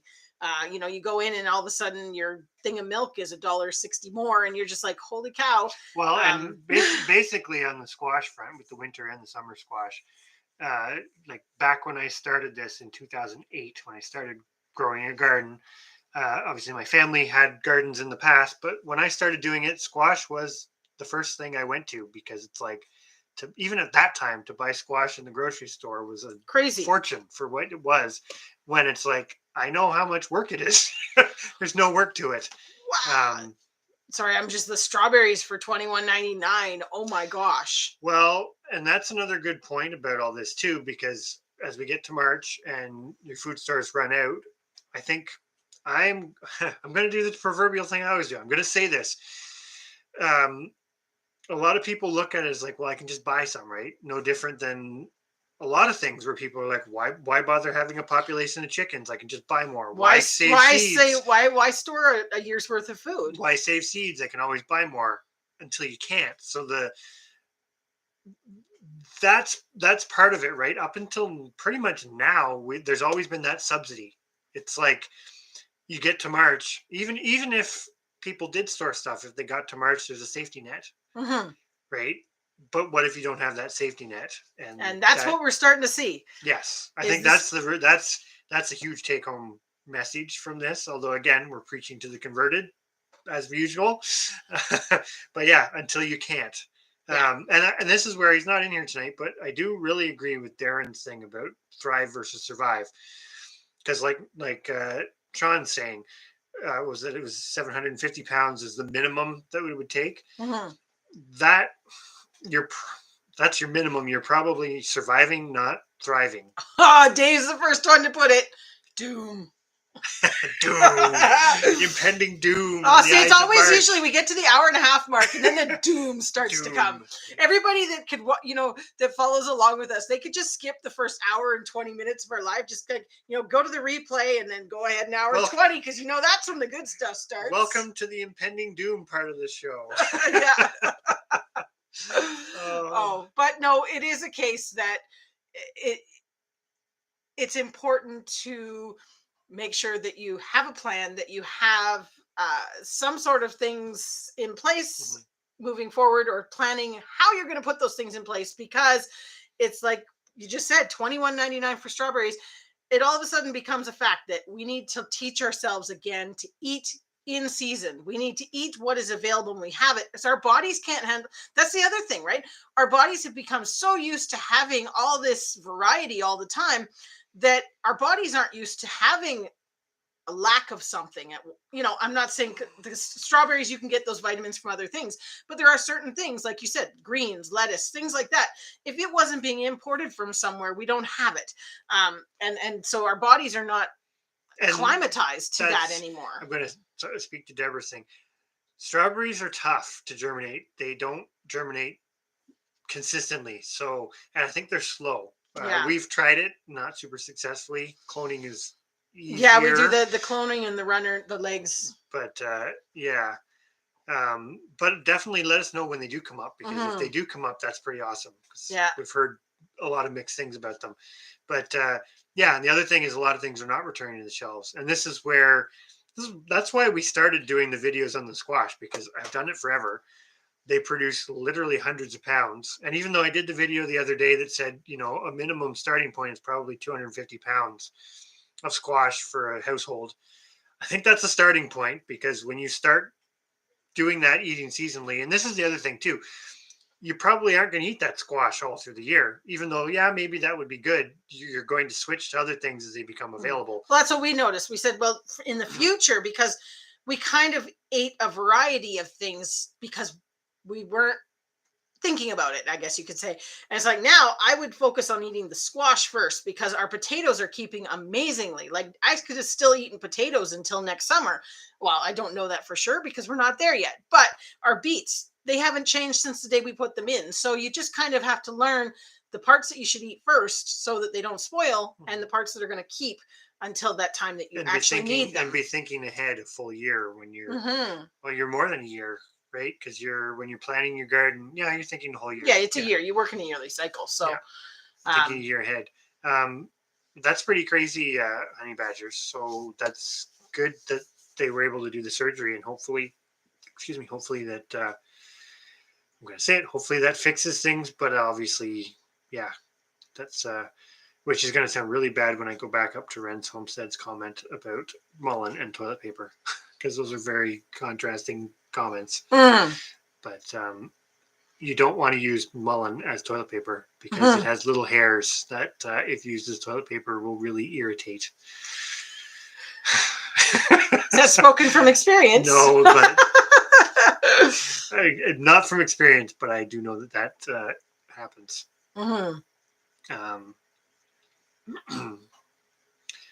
So the beets, we actually are going to do a video on it. It's very, very simple.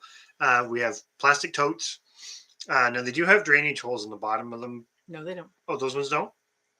They may not all. We'd have to double check it. I thought that the ones we put them in did not. But all we basically did was we pulled them out of the ground. We didn't wash them or anything. They sat out for a little bit to just kind of cure on the outside, so they didn't go into the buckets wet. We basically just, once they were dry on the outside, so they might have sat out for 2 days max before we put them in. Yeah, maybe. And we put just enough to kind of knock off the extra. Yeah, but we didn't clean them or anything like that. But we we basically put them in the plastic totes, but we put in sawdust. So we put a layer of A sawdust coarse down. shavings, like a of coarse sawdust. Shavings. And then you put the beets on, not touching each other, and then you just kept layering it. Another layer of sawdust, And then they've more kept beets. amazing. And I mean, I took some out just the other day, and they looked exactly the same as when we put them in. Mm-hmm. Amazing. And same with our sugar beets, which we are going to get to doing and making It'll into happen. sugar. They're storing so well this year that we've kind of got complacent. But yeah, we had a viewer comment on give us some tips on the sugar beet stuff. So we're going to do a bit of an experiment this year to next year. We'll see how that goes. Yeah. But yeah, it's so it's that's the other part too, is just figuring out how to make that stuff last Yeah. so long. Yeah. But I think I will admit, when, like Sean's saying, the 750 pounds, I think we'd have a tough time. 750 pounds a person. Although saying that, we were trying to calculate it out, because we actually weighed like what we put into a meal. And it was kind of interesting, because we said, like, some meals, you know, you were only putting maybe 4 pounds of food into for a family of 4. But then others, it's like when I make a shepherd's pie, that's a lot of weight. I mean, because you're using 2+ pounds of meat, the potatoes alone that are on there, you know. But there's another. This is like a catch-22 as well, which kind of goes into what Plowman's Backyard is talking about. Tongue-tied for a moment, but because you're right, certain meals you use a lot, certain meals you don't use a lot.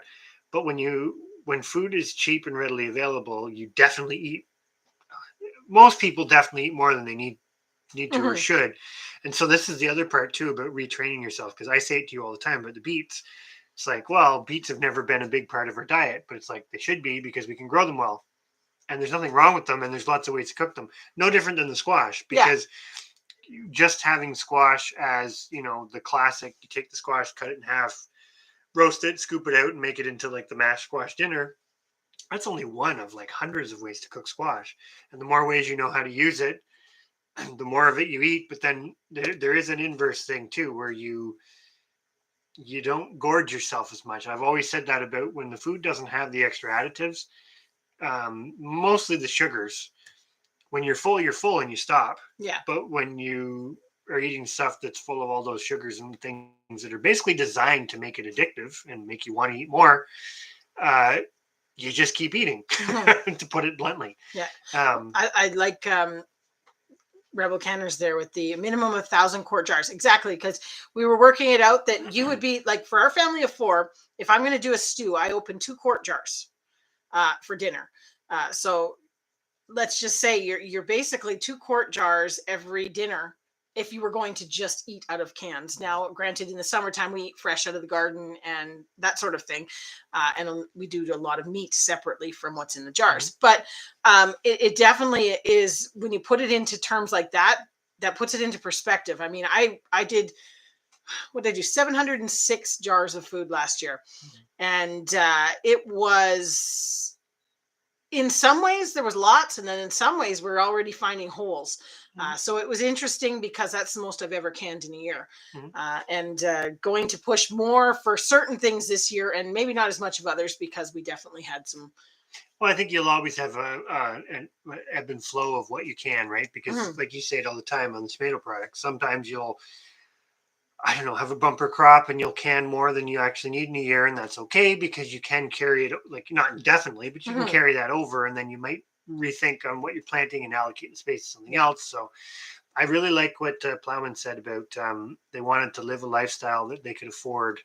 Exactly. I think that's a big thing, and this is where you could go into the discussion on homesteading versus hobby farming type whatever, because a lot of us do get put in that category of quote unquote hobby farmers. But it's like all the economic stuff that we went through on our own endeavors, it's like that's exactly why we've chosen the directions that we've gone in, because otherwise, if we had kept with other things, we couldn't have afforded it. Well, and this is one thing that we often come back to about, there's that I guess the mindset of, you know, the value behind what you're producing is worth anything. And it is but it's only worth it if you can keep doing it.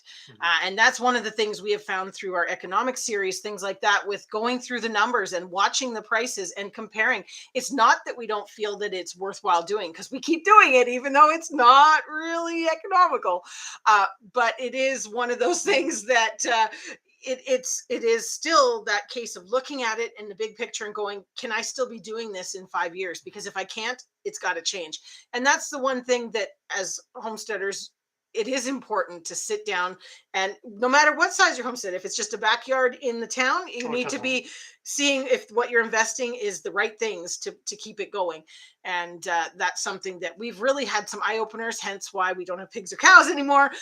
It was just something that feasibly we would have been in big trouble in a few years. But it goes further than that, because like the conversation that's going on about people don't realize how much food they actually need until they start raising their own. And I agree with Sean.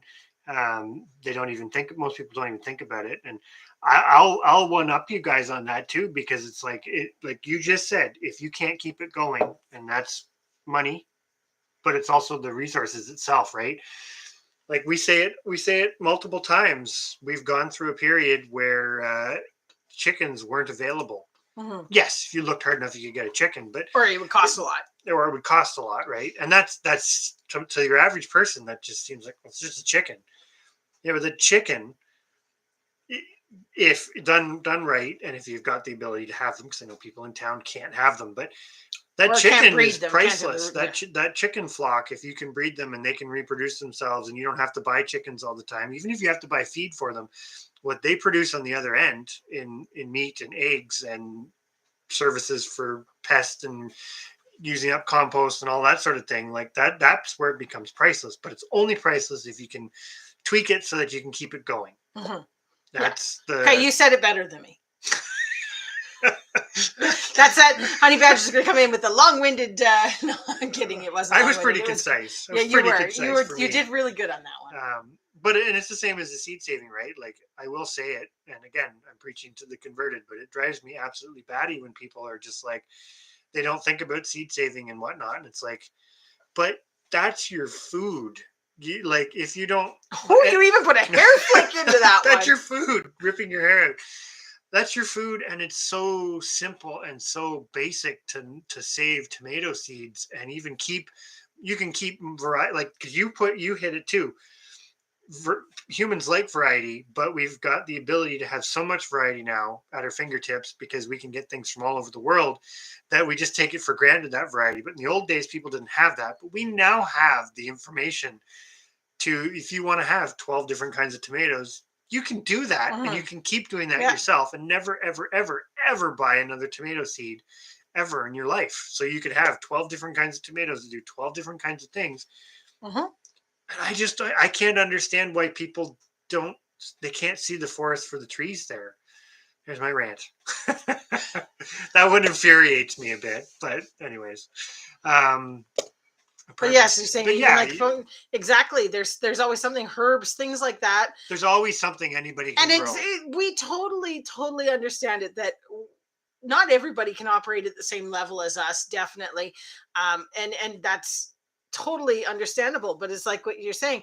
I always say this: you could develop a skill. I mean, this is our prepper mindset a little bit, but even if you can't grow the food, develop a skill that you have that's an asset that you could barter. Because, for example, somebody like Chris or I couldn't fix a shoe for my life. I mean, I couldn't. I don't know the first thing about fixing a shoe.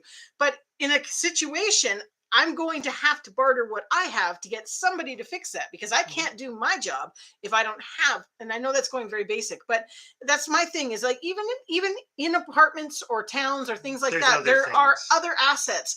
I mean, we go down the line. It's like the fleece and the spinning and making things out of, making clothing items, all that.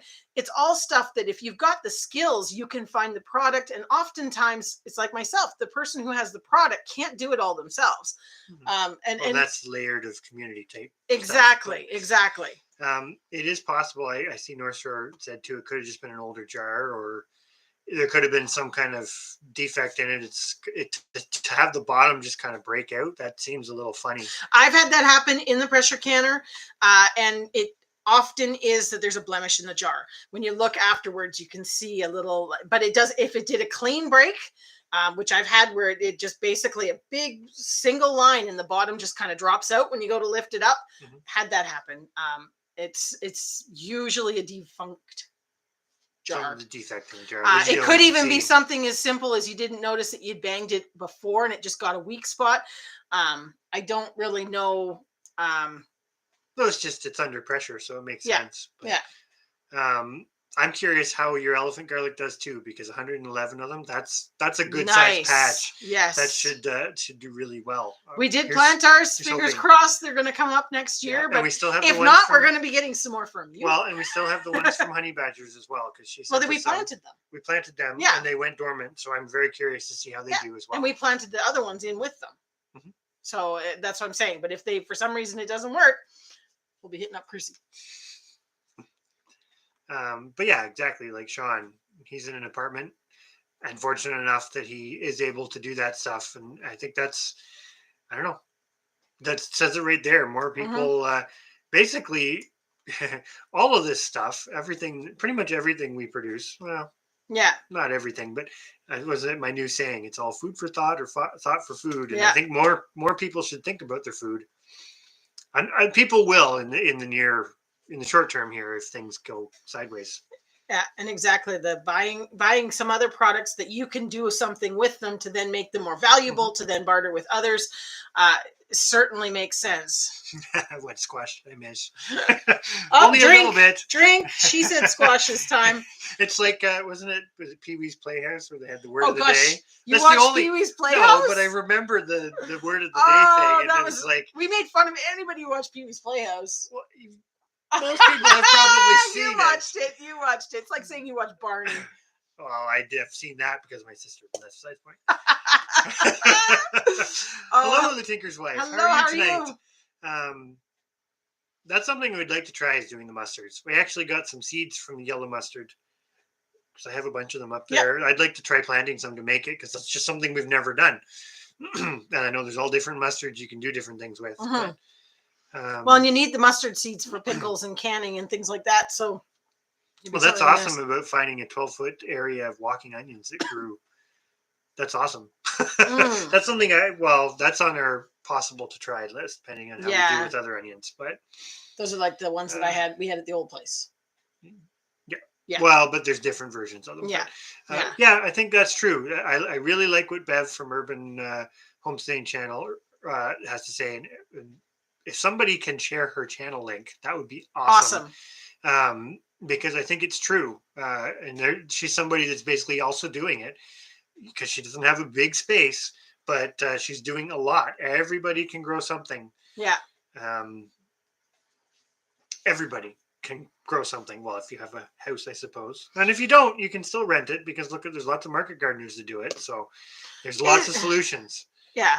It is a case that we have to change the mindset of people that they can't do it.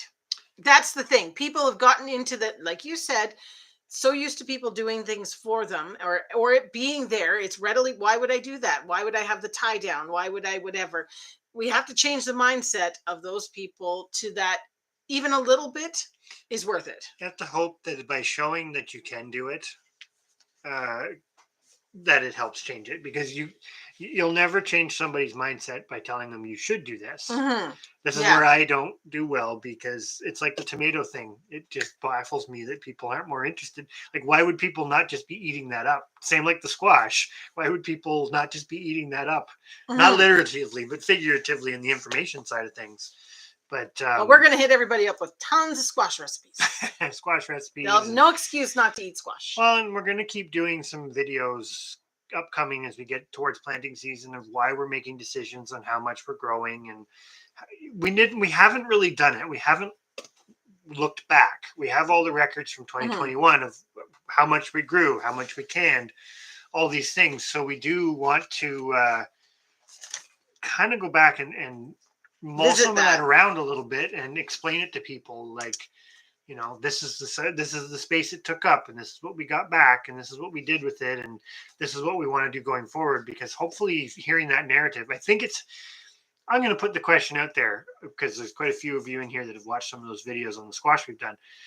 Do you think it helps seeing that story as opposed to just being, because I will say this, there's a lot of people on YouTube and it's not bad, but they kind of, they're doing it for the first time, right? So they don't, you're still learning. You learn from everybody, but you may not see the full, not the full picture is the wrong way to put it, but do you think there is value in seeing that narrative story of like, this is what we did, this is how hard it was, this is what we got back, and this is what we did with it, and suddenly it was worth it. suddenly that 400 pounds of winter squash that we grew and stored doesn't seem like so much when you're trying to make it stretch into April and May. Yeah. I think that's, squash was said. I think it was said a few times. Everybody's going to be so drunk by the end of this. Yeah, and if you don't grow, learn to forage. The only thing about it wasn't a video. It was just a link for her channel if you could, Angie. That'd be awesome. That would be awesome. Where was I going with this? The only thing about foraging is it's when you get closer to dense urban centers, it can be, there's still lots of food if you know where to look for it, but it's a competition factor, right? You can get to the point that the edible stuff is just no longer there. We're not there yet, but I have said this about hunting, which there's nothing wrong with hunting and there's nothing wrong with using that as a substantial part of your foraging. But if that's your backup plan and you're stuck close to a lot of other people, it doesn't have a long shelf life, unfortunately. If everybody else goes out and does it, you can wipe out the local resource, and that's happened with a lot. You were talking about the wild ginseng, and that's why that it's a protected, and because people just went out and foraged it, and now it's gone. Yeah, basically. Well, that was because it was worth money. Well, but it's no different if in a crisis situation, it's no different. It's valuable. Anything is valuable. So. Well, I think that's good that people are saying that there's value in showing that narrative and stories.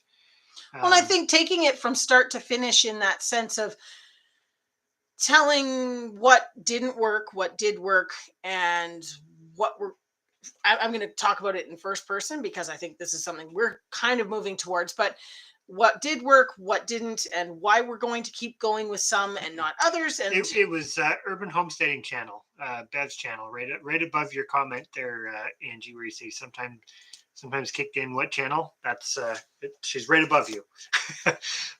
We'd do it, but it would take a second. Yes. I'll just raise beds. Well, that's a good idea to switch it from the raised beds to the hoop house, and that's where things don't always stay static, right? Yeah, we want to get a little kind of hoop housey type thing going and get some organization it won't happen for use in spring, but it'll be great for extending season come fall, and that's the big plan because I think we've managed to put enough food away and hang on to enough that we'll be fine for spring. We'll miss a little bit of the greens, but. Well, we can get it started. And that's something too about, because you hit on another point that goes back to the Ides of March of season extensions. Season extensions are completely possible because of the technologies that we have available now, but they're not necessarily feasible for everybody in all situations. And there's nothing wrong with that. Not everybody can do it. Not everybody can put up a greenhouse or a cold frame or, the list goes on. You can probably find some ways to do it, but that's again where sometimes if you don't have the resources to do the season extension, finding the ways to store things longer term. Yeah. I mean, it's all just, I'm going to say like common sense around these topics, but learn to forage and leave this up. The worst bit is that so many people don't. But yes, I agree with Belly Acres number 3. That is huge. It's like the mushrooms and taking the mushrooms if you don't even know what they are and then ending up that they get wasted and they don't grow again for, anyway, that's a pet peeve of mine. I really can't stand that. Oh, I picked a bunch of mushrooms. Can somebody tell me what they are?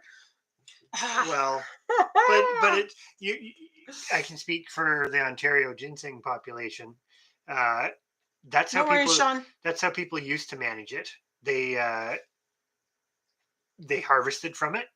But they didn't necessarily know the science behind it, but they basically knew you had to replant it and you didn't want to take it all.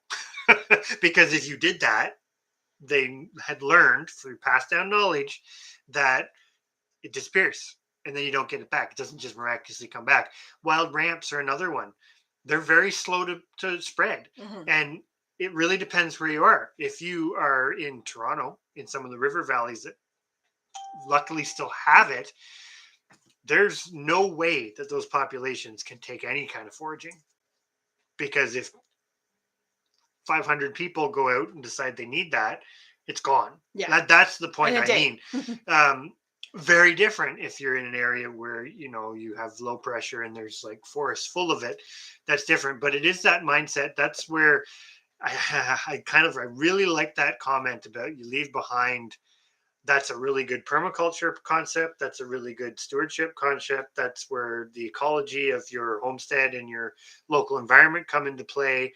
And that's where you realize if you're foraging, uh, the planet doesn't support us if you don't keep doing these things. There isn't just going to always be more, Mhm. which Yep. is you can apply that to a lot. Mhm. As we see, there isn't just more in the store. There isn't just endless cod. There isn't just uh, endless bison. There isn't just endless passenger pigeons. Like The generations of plenty are coming to an end. they've been coming to an end, Well, they're coming to an end a lot quicker now. unless we do exactly what that says, where you leave behind the seeds. And I think you can go further to that because I think it's even our domestic stuff. If all the commercial production is into white rock crosses and Holstein cattle and GMO Corn. corn and GMO soybeans, where's all the other stuff we eat? Who's looking after that? Who's taking care of that? For the vast majority of us, we have to. There's nothing wrong with seed banks and seed companies that specialize in that, but we all have to take responsibility there. Just like the chicken conversation. Chickens aren't just here because they serve our purpose. We have to make that happen.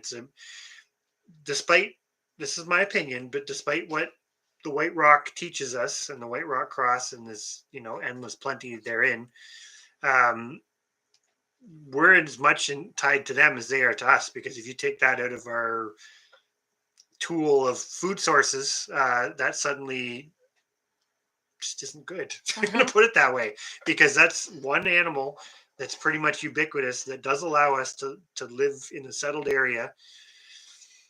And if you do it right, you're not using as many resources as we may be currently in some of our big agriculture systems. I'll probably leave it at that because I could go down Get that. dangerous. Could get dangerous there, but goes Pipeline State Park. No one but me knows where it is. No, and yeah, that if is that's a tough one because you're right. If you know where it is, and this is where rules are there for reasons, but then at the same time, sometimes the rule makers, anyways, that's a whole nother conversation. But yeah, it's making sure that you're taking care of it, and whether it's a wild plant like ginseng or the ghost pipe or whatever, that you're basically taking care of it because it benefits you, but there's a give and take relationship there, or whether it's a breed of chicken or a type of tomato or a bean, that thing exists because it's of benefit to us, and you basically have to take care of it. If you don't take care of it, it's gone. Mhm. And when it's gone, that's sad that the plant's gone, but it's us that suffers. Yeah. And that's the part people would take more thought for food is there's your more thought for food. Uh, Yeah, leave some behind, only take what we need.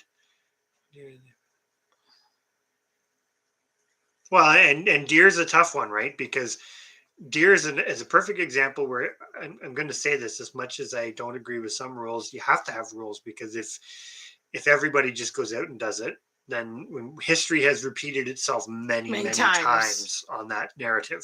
So it's a catch-22 because there is kind of a responsibility to the deer in a way because we could wipe them out. We've wiped out so many wildlife. species as a species we've wiped out so much, and then replaced it with what benefits us, and that's okay. But then, anyways, it gets really complicated. We're probably too late in the evening to get to that complicated. Um, Hmm. Yeah, it's one of the. I was going to say it's one of the parasitic plants. There's a couple of other. Is it beach drops are also distantly related? There's a few of those parasitic plants where all you end up seeing is the flower come up. You never see the leaves or anything. It basically takes all of its nutrients out of the roots of whatever It's woody around plant it. that it's got a symbiotic relationship with. So hence you don't tend to get big populations of it Mhm. because it doesn't really want to kill its host.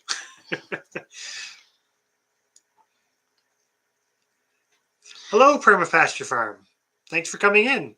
I'm very curious on that. This is something that we need to improve a lot more on is our medicinal and herbal type Well, it's a whole stuff. nother skill set. Yeah, because we tend to focus on the things that we can do right close to home here, and we don't really like we've searched the property for things that we could forage, but we haven't really branched out beyond that to find things that might be of use. Mhm. Um, Yeah, it's a proper vascular plant, if I'm not mistaken. I forget because it's not a monocot; it's a dicot. But I should know it all, but I don't. But I know there is a couple of other types, and I think they all have some medicinal properties, but don't quote me on that. But this is a great. I'm going to say it. This is a great example. We have strong opinions and experience from our own experiences on certain things, i.e., seed saving, maintaining populations of populations. rare livestock, and putting them to work on to feed you, but also having a mindset of benefiting them. But then there's other parts that we don't have a lot of experience in, like the medicinal plant part. That's where we can always keep learning. Yes. And we just hope that we're passing on knowledge that other people find interesting enough to want to learn about it too, I guess. No, I find that quite interesting. It's just that case of figuring out where you can go to forage for things. It's around Well, here, you're and pretty what to tough then. forage for, Yeah. because But there's not. well, we forage a lot on our property even. Oh yeah, for like fruits and things like that. Mhm. But we've not been fortunate enough to find mushrooms that are edible mushrooms. That's where it all goes into. The foraging goes into what habitat too, right? Because depending on what it is and what, yeah, it all depends on what you're foraging Yeah. for. We do have a So nice cattail patch growing at the back that's getting bigger. So yeah, it'd be nice to be able yeah, to use that as a flower substitute. yeah. But That you is need a lot. actually, yeah, you need a lot, but um, okay, a great painkiller. Oh, and hallucinate if they use Too too much. much, yeah. Yeah, I vaguely think some of the other related species are similar, but maybe not. They may not have as much um, Power. power, but I'm pretty sure they can be used similarly. Um, but it is pretty amazing. It's amazing what you can eat, and this goes back to the thrive versus survive because yeah, like right now, if you didn't have access to stored things like the squash and what have you, you would be needing to go out and forage for evergreen pieces. Um, Kirsty's gonna go out harvest or foraging at our place.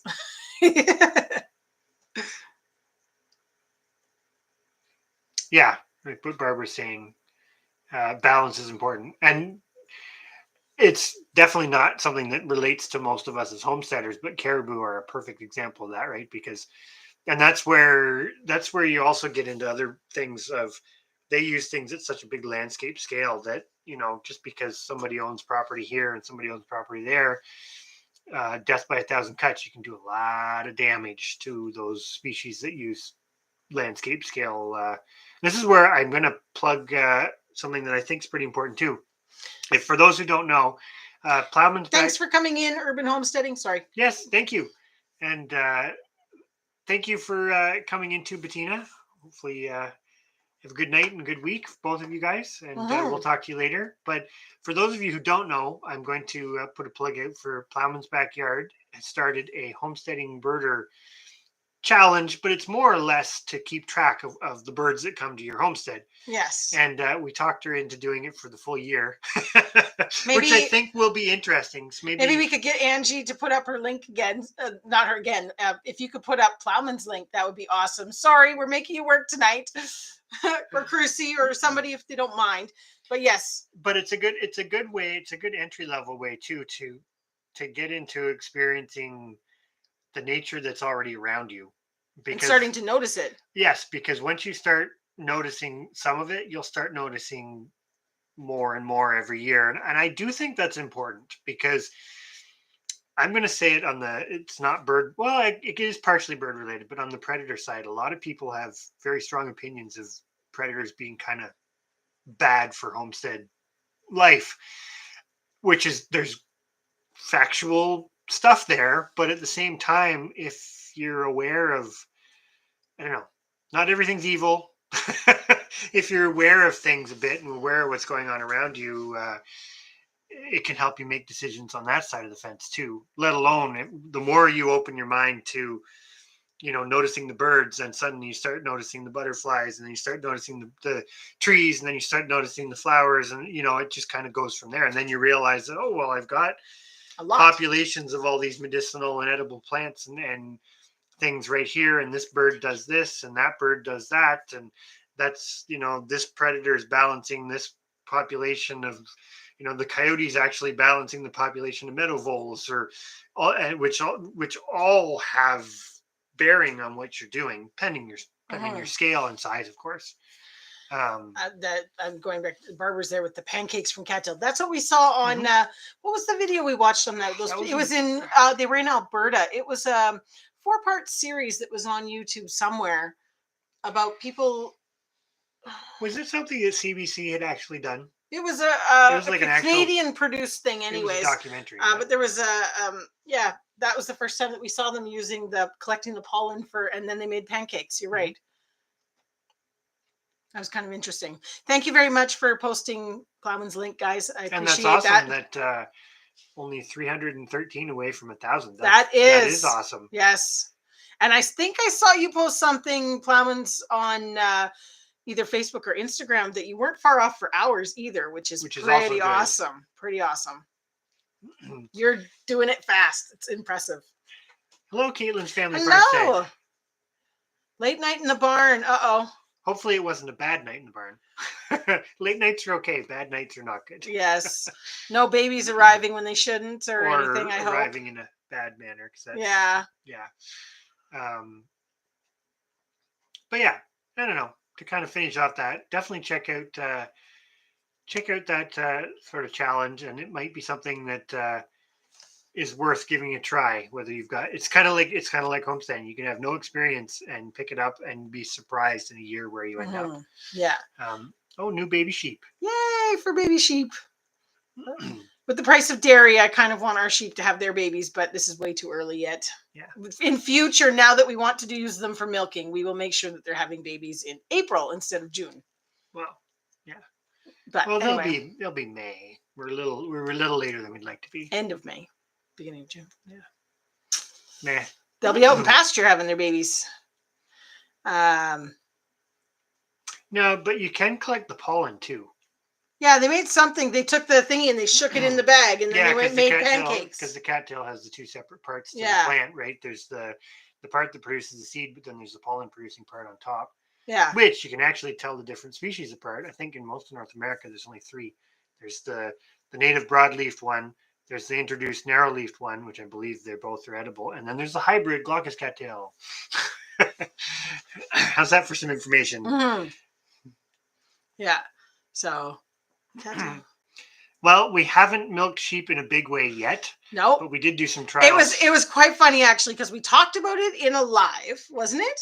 We talked about it in a live. We said, well, we're going to try and milk the sheep this year, meaning 2022. We had previously been planning to do cows, and before that we had goats that we milked. So last year, 2021, was our first year ever that we had no dairy product. Well, not ever, but since we started the homesteading stuff, that we had no dairy product produced on the farm. And boy, did we feel a pinch of that. So then we made the decision we were going to try and milk the sheep. And somebody in our live said, well, have you tried sheep milk? to know if you want to do that. And we said, well, no, but we're going to do it anyway. And they said, well, maybe you should. So the next day I went out and milked a sheep and we drank it. Good night, Deborah. Thanks for coming in. Yes. Lactation. So we kind of were like, well, we could push it and milk them, but we're not going to because we're not set up. But we tried it at least, and it worked. You did it pretty well. You were quick. It was quicker it was than milking the goats. super fast, no problem. We drank our 1 cup of milk. We shared it between all of us to give it a try, and made the decision we were going to focus on milking the sheep this year. So we have 12 ewes that are bred. So hopefully they all have babies, and hopefully they all are agreeable to milking.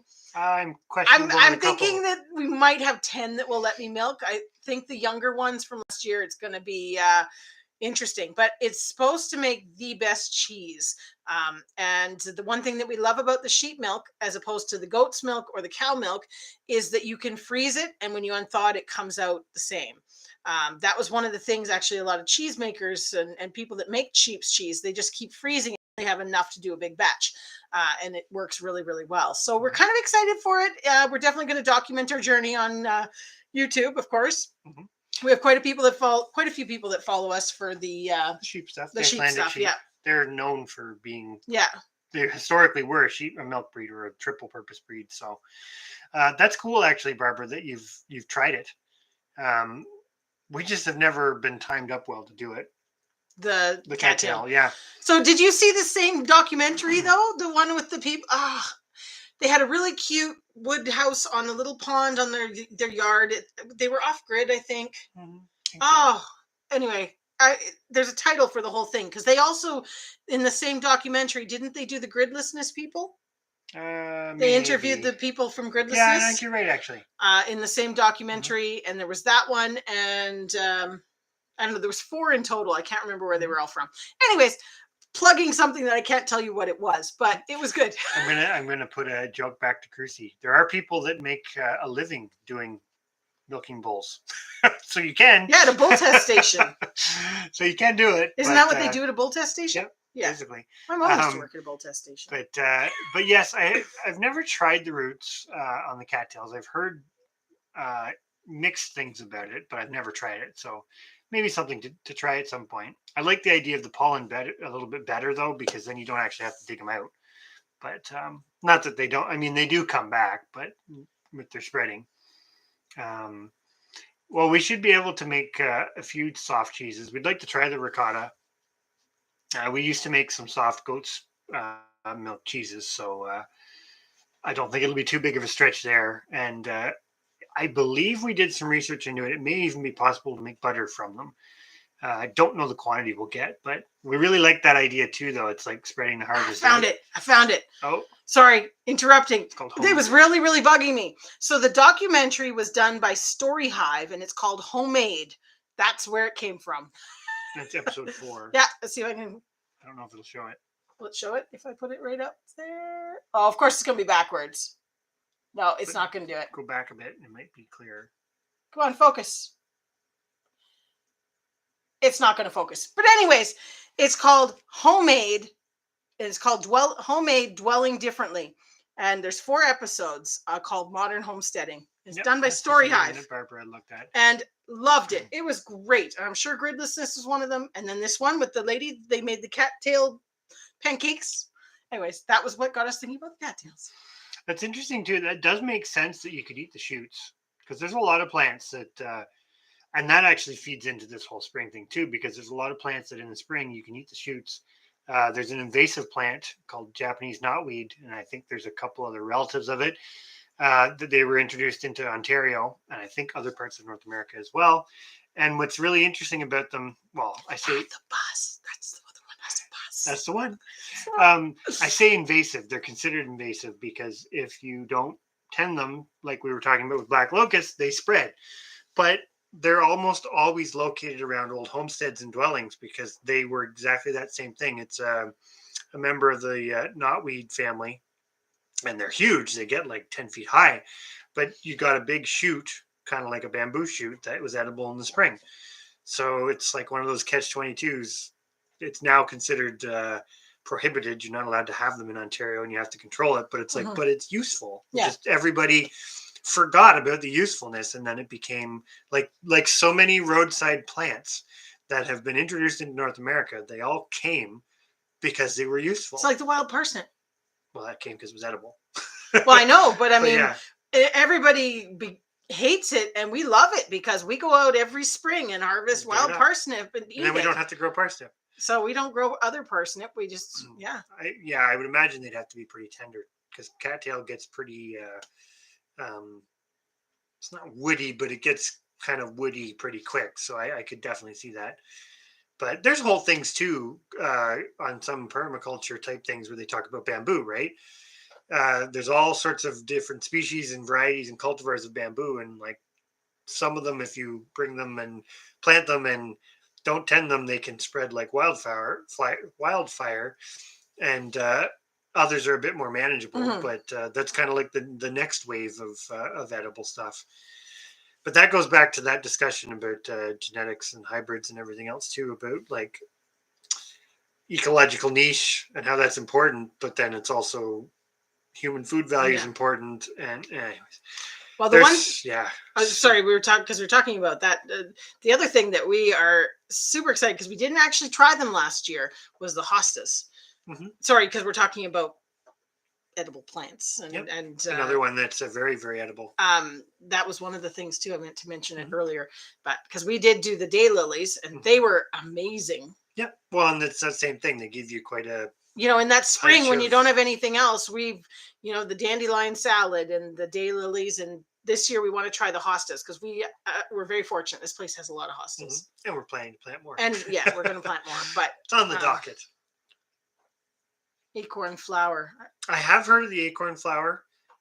There's a lot of stuff you can make out of into a flour. Like, yeah, well, just so you know, it might not be worth the effort to make squash flour. We looked into that. It was going to be how many pounds you needed? It was a lot. I forget. Oh my gosh. It was 11. I'd have to look into it, but it was something like 11 or 12 cups of squash dehydrated down to a little under a cup of flour. And we were like, holy cow, because that's a lot of squash to make flour. At the same time, if you grew enough squash. Chrissy's still on the drink. Yeah, I said squash quite a few times there. But if you grew enough squash, this is where you could still do it. Oh, yeah. And it's the same thing. Like that flour is one of those things that I think people just kind of take for granted eating bread products because it's a staple. But getting to the flour stage, there isn't really anything that's it's a lot of work. Let's just put it that way. And you need a lot of product to make it, whether it's nut flours or grain flours or squash flours. Definitely the grains are something that or flours and things like that are something we're putting a lot of thought into this year, but we aren't necessarily focusing on figuring it out yet. We're kind of playing with a few experiments and trying to weigh up pros and cons of what we could substitute instead of flour, things like that, because we've already come to the conclusion we need a lot of land to grow the grains that we consume. Not just us, but livestock, everything. But even just us, you'd still need fair. Oh yeah, you would still need a lot. We are unfortunately a very horrible flour eating family. No, but even if you reduced it, you still need. Still need a lot. Yeah, the grains take up a lot. They take a lot of space because you need a lot of them. Yeah, we've got the chicory. That's the purple flower that closes up, right? It's the little blue. The bluey purple one. Yeah, we've got that one. Yeah, unfortunately, maybe fortunately, I guess it depends. The livestock like them. Yeah. That's the one thing, the sheep. It's like the dandelions. If you let the animals everywhere in the property, eventually we don't have any dandelions. So we've got a limited area that you can harvest dandelions from. They eventually do come back, but at least they reseed themselves well. But I always laugh when people are like, oh, I need to get rid of dandelions. Like, well, just get some sheep. Yeah, they'll be gone. I'm the same way. Coffee, we stockpile coffee because I like my coffee. Although we have slowly been trying to teach ourselves to do herbal teas and stuff on some days so that the Well, coffee is less consumed. but you also have that thing too, because the beans can be stored for a lot longer. So there's nothing. Night, Angie. Thanks so much. There's definitely not a problem per se with not producing all your own food. It's just you need to produce a lot of it. Mhm. So if coffee's a luxury item that you're going to purchase, that's fine. Yeah. Just gotta make sure as you long as you can stockpile get it. it. Well, yeah, Well, if you that's get the the vacuum sealed whole beans, they keep for like 4 years, so you can stockpile quite a bit. The you should. I haven't tried the Hosta one yet, but apparently it's just like asparagus. You just fry up the roll bits in like a buttery type whatever. So we're definitely going to do that. That's what we also did with the daylily shoots, the orange tiger lily, roadside lilies, and they were really good. You don't want to eat the Asian lilies. No. The flowers look the same, but the plants are different because the Asian ones are poisonous. But the Asian the ones are the daylilies ones that have the leaves that are short the that way up go the stem. Yeah, where the daylilies are the long, wispy ones from the bottom. Yeah, definitely do some research on that before you eat them. Yeah, I think the thing with the hostas is with a lot of those plants that you're taking shoots, which realistically asparagus is the exact same thing to come full circle around again. You just don't want to take too many because eventually the plant will run out of energy, right? But if you have a good, big enough established plant or collection of plants, then they can take some of that harvesting, and it doesn't really matter. Definitely, I've not tried to grind wheat berries by hand, but I can totally see it because I think that's where a lot of whole grain. Well, it's this thing again. White enriched flour, which is the staple now, right, is a very artificial thing. It takes a lot of processing to get to that. So that's part of it too, is going back to getting used to eating things that maybe aren't quite the same as the highly refined processed things that we're used to. You can still make, you can still use a little bit more coarse flours. Like they even talk about that for things like millet and that, right? Where they don't make as fine, they don't grind into as fine of a flour. Yeah, you get a gritty bread. Which isn't necessarily terrible either. Well, the other thing that's kind of nice, I know it sounds really bad, but that keeps you from eating too much of it. Because that's one of the things. You get that nice, fluffy, white loaf fresh out of the oven, and it's gone. Like an hour later, it's just like everybody's eating it. Where if you make something that's a little bit grittier and a little less desirable, I'm not saying it doesn't still taste good, but it doesn't. For some reason, it's not as addictive. You can't just keep going slice after slice. I think there's other things though as to what's in some loaves of bread. Anyways, that's a bigger loaded topic, but or maybe it's just I have no willpower. It's also possible. Yeah, see, because Plowman's is saying, wondering about the grains. We've tried it too. We're going to try it again. Because we're gluttons for punishment. We're gluttons for punishment. But yeah, it's without machinery, I'm going to say it, it's hard to grow enough to do much with. The exception is, of course, corn, which is no longer really in the realm of the common folk because of the hybrids. And GMO type ones. And the nasturtiums as well. Oh yeah, I forgot about those. But yeah, the bigger kernels that corn gives are easier to handle. Well, and the other thing too, I think it's like what 1-2's saying there about the attachment for the KitchenAid. I definitely would say that I couldn't do the grains if it was not mechanical, like some sort, because we have a hand grinder for the coffee because, well, we just figured then we aren't dependent on anything. We can get the seeds. It's no problem. But it's hard enough to do the coffee. I can't imagine. And I'm only doing, it takes forever with the hand grinder to get that coffee fine enough for the perk. And I can't imagine trying to do enough flour for bread and stuff as well. I mean, oh my goodness. So you'd have to be getting some type of mechanical device to do it. Well, and Plowman's is right. Cornmeal, easier to grow. You'd still need a lot of it, but you have the dilemma, and this is what drives me a bit nuts about corn, because corn's an excellent plant, but it's what we have done with corn, the collective royal we, not necessarily the we in this chat. That's problematic, right? It's the patents and everything else that go along with it. So if you live somewhere where you don't have anybody growing that sort of stuff nearby, Very fortunate. then you're very fortunate and you can really take advantage of it. But unfortunately, where we are, we'd have to figure out some more complicated bagging systems to be able to keep seeds, to keep it going. Take a file and sharpen that grinder. Well, maybe that's what needs to happen. We probably do need to. Yeah. It works okay for what we do with it. Yeah, but, it's just, it seems like it takes forever and it's only a little tiny bit of stuff. But no, I agree too. You can definitely, keep it on hand, grind it as you go. That's pretty awesome that your local mill has a small combine that people can use, because that's one of those things, right? This is going back to the conversation we had about technology in our last live with Thorhaven Farms and me and you Acres. Last roundtable. The roundtable discussion about technology, because this is where collectively we've got amazing technology for growing grains. And I'm not going to go into the pesticide part of it, but the mechanical stuff between the threshing and the grinding and the processing and everything, we have amazing technology. But how accessible is that to the general population? Yeah, not.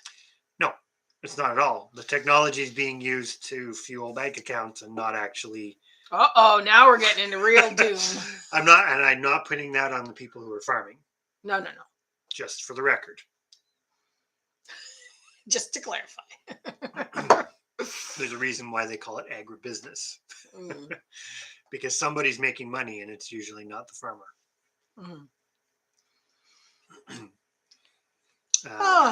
Best part of summer on the farm, the strawberries, cream, fresh bread. God, that sounds good. Now I'm getting hungry again. But yeah, there is something about fresh bread. I just can't. It's like, I limit myself. We make it every couple days and that's it. Because if it runs out, we have to have oatmeal. No, which is also fine. But then that's another thing, right? Oatmeal. You could grow enough oats to make your own oatmeal. What else was it that we were saying the other day? Oh, popcorn. That was what it was. We said because we may not be able to grow enough corn or whatever, but you could grow enough popcorn. But you still have the dilemma to keep it. Yeah, keep it pure. Yeah. And that's the problem with corn, unless you're going to grow the more conventional stuff, which we grew the peaches and cream, right? Which is pretty standard. Seed companies carry it. It's relatively cheap. Unless you're going to grow those things. A lot of the corn varieties that are best probably for the homestead scale are the old timey ones that, unless you're willing to do the bagging to keep it and do all that pollination stuff and whatnot, which is potentially in the cards, just not this year. Yeah. It could happen this year. You never know, but it'd be another thing to add. Yeah. Why not? Let's just add to the list. Let's try peppers first. We'll do peppers. We'll perfect the soy grown. Yes. And we'll go from there. Yeah. Sure. I'll let him believe that. Actually, he's the worst because he'll be the one that 2 days later, he'll be like, oh, I saw this and we're going to get it and try it. Be like, I thought we weren't doing anything else. What's one more thing? Oh, Cruciate is Montreal bagels. Yes, Montreal bagels are good. I haven't had one in a long time, but they are good. Senator Kennedy, Iowa's right to repair and newer combine tractors.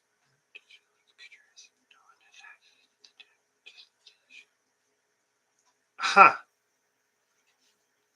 Really? Iowa's the right to repair as the newer combines and tractors are digital. The computerized.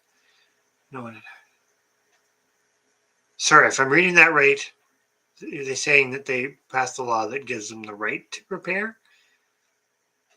Or that the law only gives certain people access to the tech? I can't quite tell. Maybe it's just because I'm getting tired. Yes. I think it sounds like it's a bad thing. Like they passed it so that basically the dealerships control the monopoly on all these machines and you're stuck with very little. That's how I interpret that.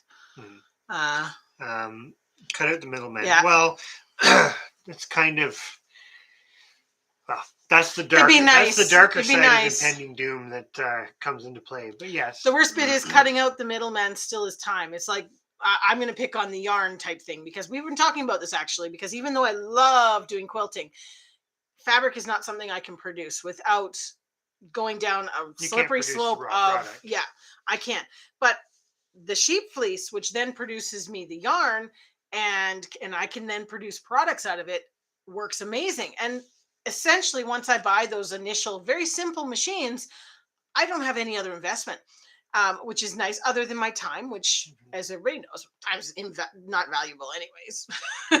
Everybody's got loads of time. Everybody has loads of time, but the thing is that it needs to be something like that you actually in your time frame can do. We looked at it actually came about because somebody had commented on one of our carding videos for the sheep fleece. They'd sent a message with a video to the carding machine that they sell. It was from China. No problem with that. A great thing. We even watched the video and I said, this would be perfect. But at the same time, it's a huge investment. And then you have to go down that line of it becomes a business and you're figuring it all out and doing it. And then that takes up so much time that I essentially would no longer quilt because that would be the focus. And anyways, it's just one of those, it's a tough thing to try and figure out. If you choose to cut out the middleman and create the final product, unfortunately, you're limiting the number of things you can focus on. I think that's the big thing. Yeah. Well, and then that's where, when you're talking about for yourself, we end up between food and making clothing and all the other stuff that goes along, building things, etc. Humans consume a lot of stuff. Okay, so it was, they get the tech. Huh. Compare farmers taking fields. So that is a positive. Then they have the right to repair it. Otherwise, they had to wait for somebody. Problem is, you guys can't do everything. We like to dream. Wool blankets, felt blankets, exactly. Oh, it'd be wonderful. I have high hopes. I've sung that twice now. But a lot of the stuff when you start making it, this is kind of that. This is like the food when you. Excuse me.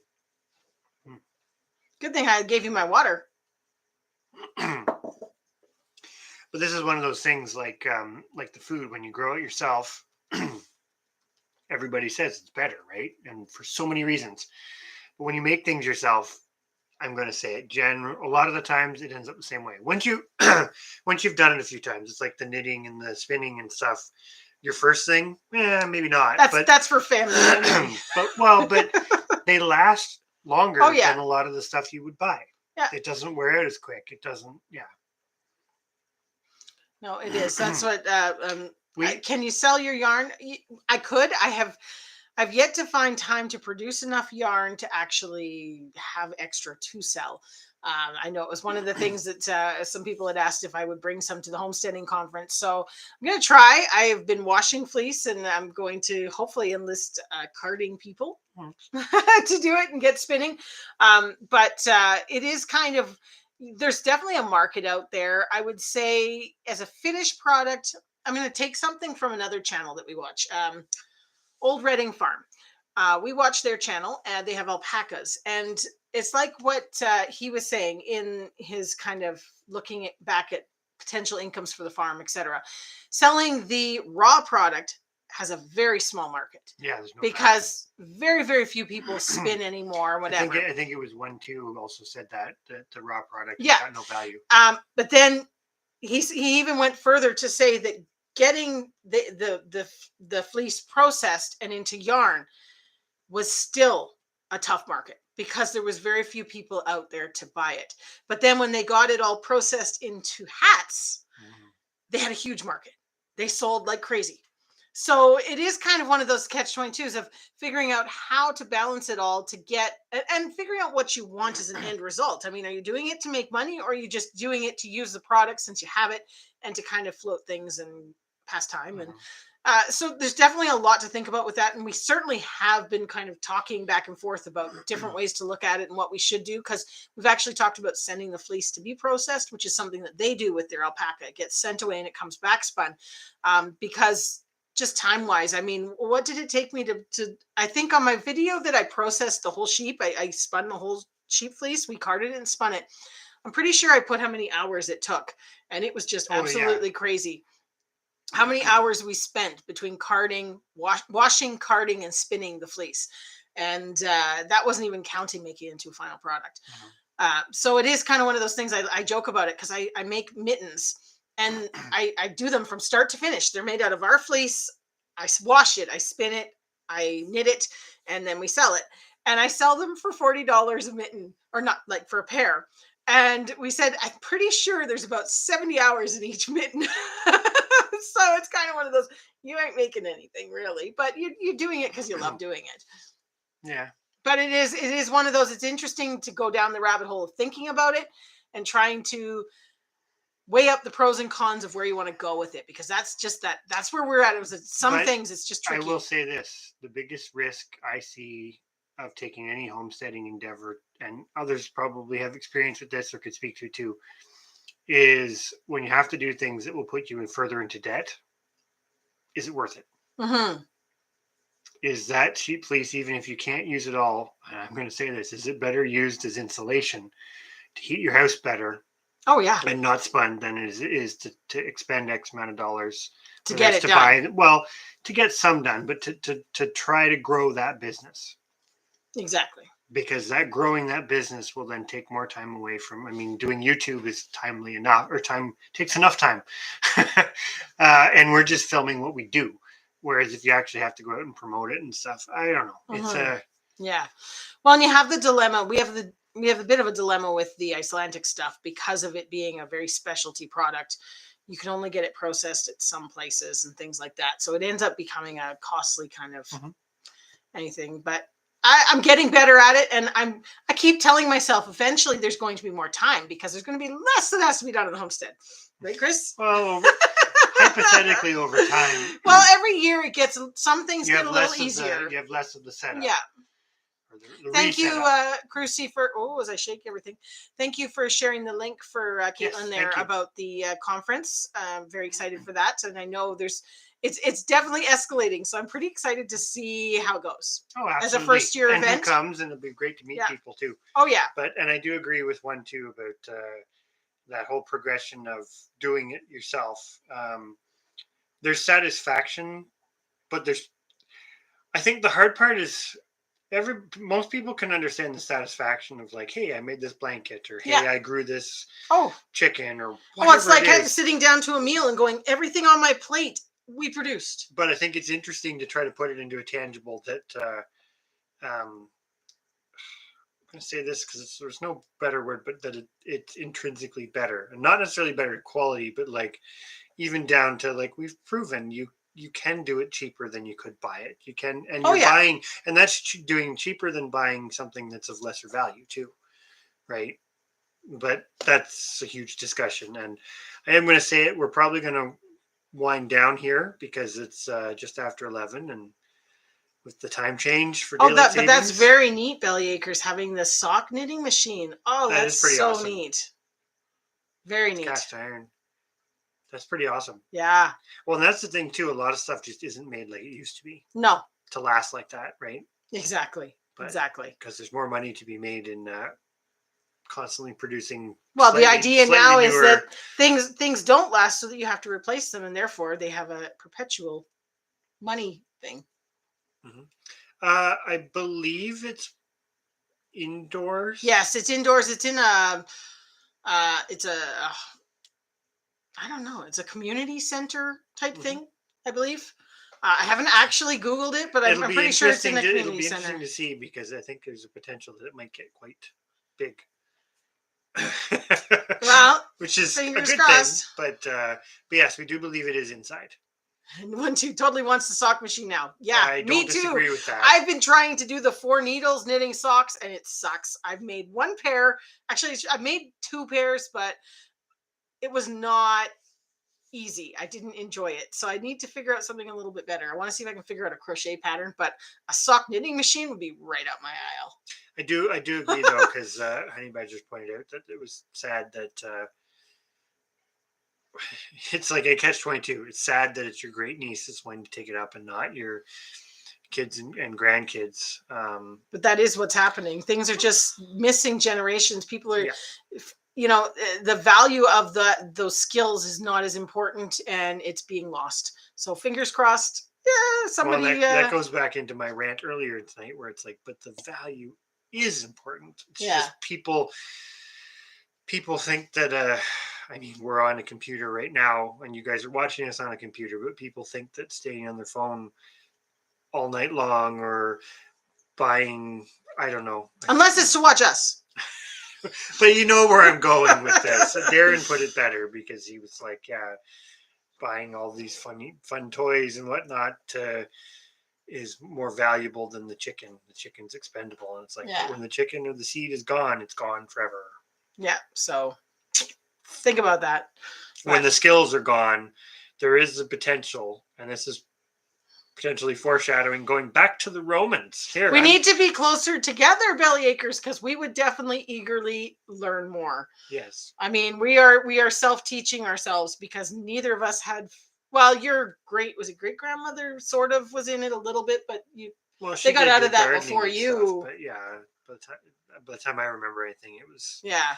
I remember the gardening, but that's kind of about it. Yeah. So. But yeah, to go right back to the beginning of this with the Romans, it's like that they called it the Dark Ages because information was lost, for lack of a better way to put it. Mm-hmm. And what are we in an era where we have the more ability to transfer information? What are we just talking about right there? Yeah. Information is being lost. We're forgetting how to do the general things. And again, preaching to the choir of people we have in here before we say goodnight. But and they keep bringing up good topics and good things to talk about. I know. So now I'm going to quickly just Little House in the Big Woods. Do you have a sock pattern that you like for crocheting? Because if so, potentially you'd be willing to share that, because I have yet to find one that I really kind of, nobody else I know crochets socks. They all knit them. And I really would like a dependable one because I don't want to waste my time. I know that sounds really bad, but by the time you spend 20 hours figuring out your first time making a pair of socks to then have it be a pattern that you pull it all out, infuriating. I've done that with lots of crochet mittens and stuff. I was going to say you've done that with trying to figure it out. So if you happen to, that would be awesome. Yeah, my last point that I kind of lost there for a second was with the losing information, as the general population loses those skills and abilities and actually the tools and resources to do things like feed themselves and make clothes and all this other stuff, that leaves a pretty big void for people to come in and be like, we'll take care of you. Mm-hmm. Mm-hmm.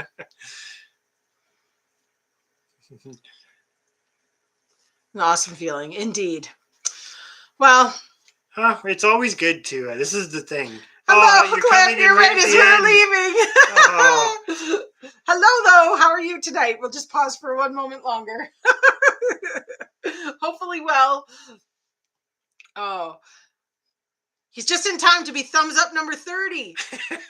Come on, Cliff. You can do it. Thumbs up number 30.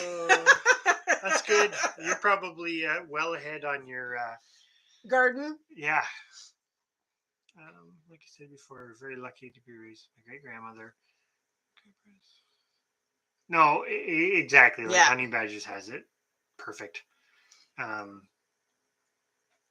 I think this is my thing, because I say going back to my great grandmother, but my grandparents on my one side, they did have a smaller garden, but they did do it. My mom and dad had a garden for quite a few years, etc. But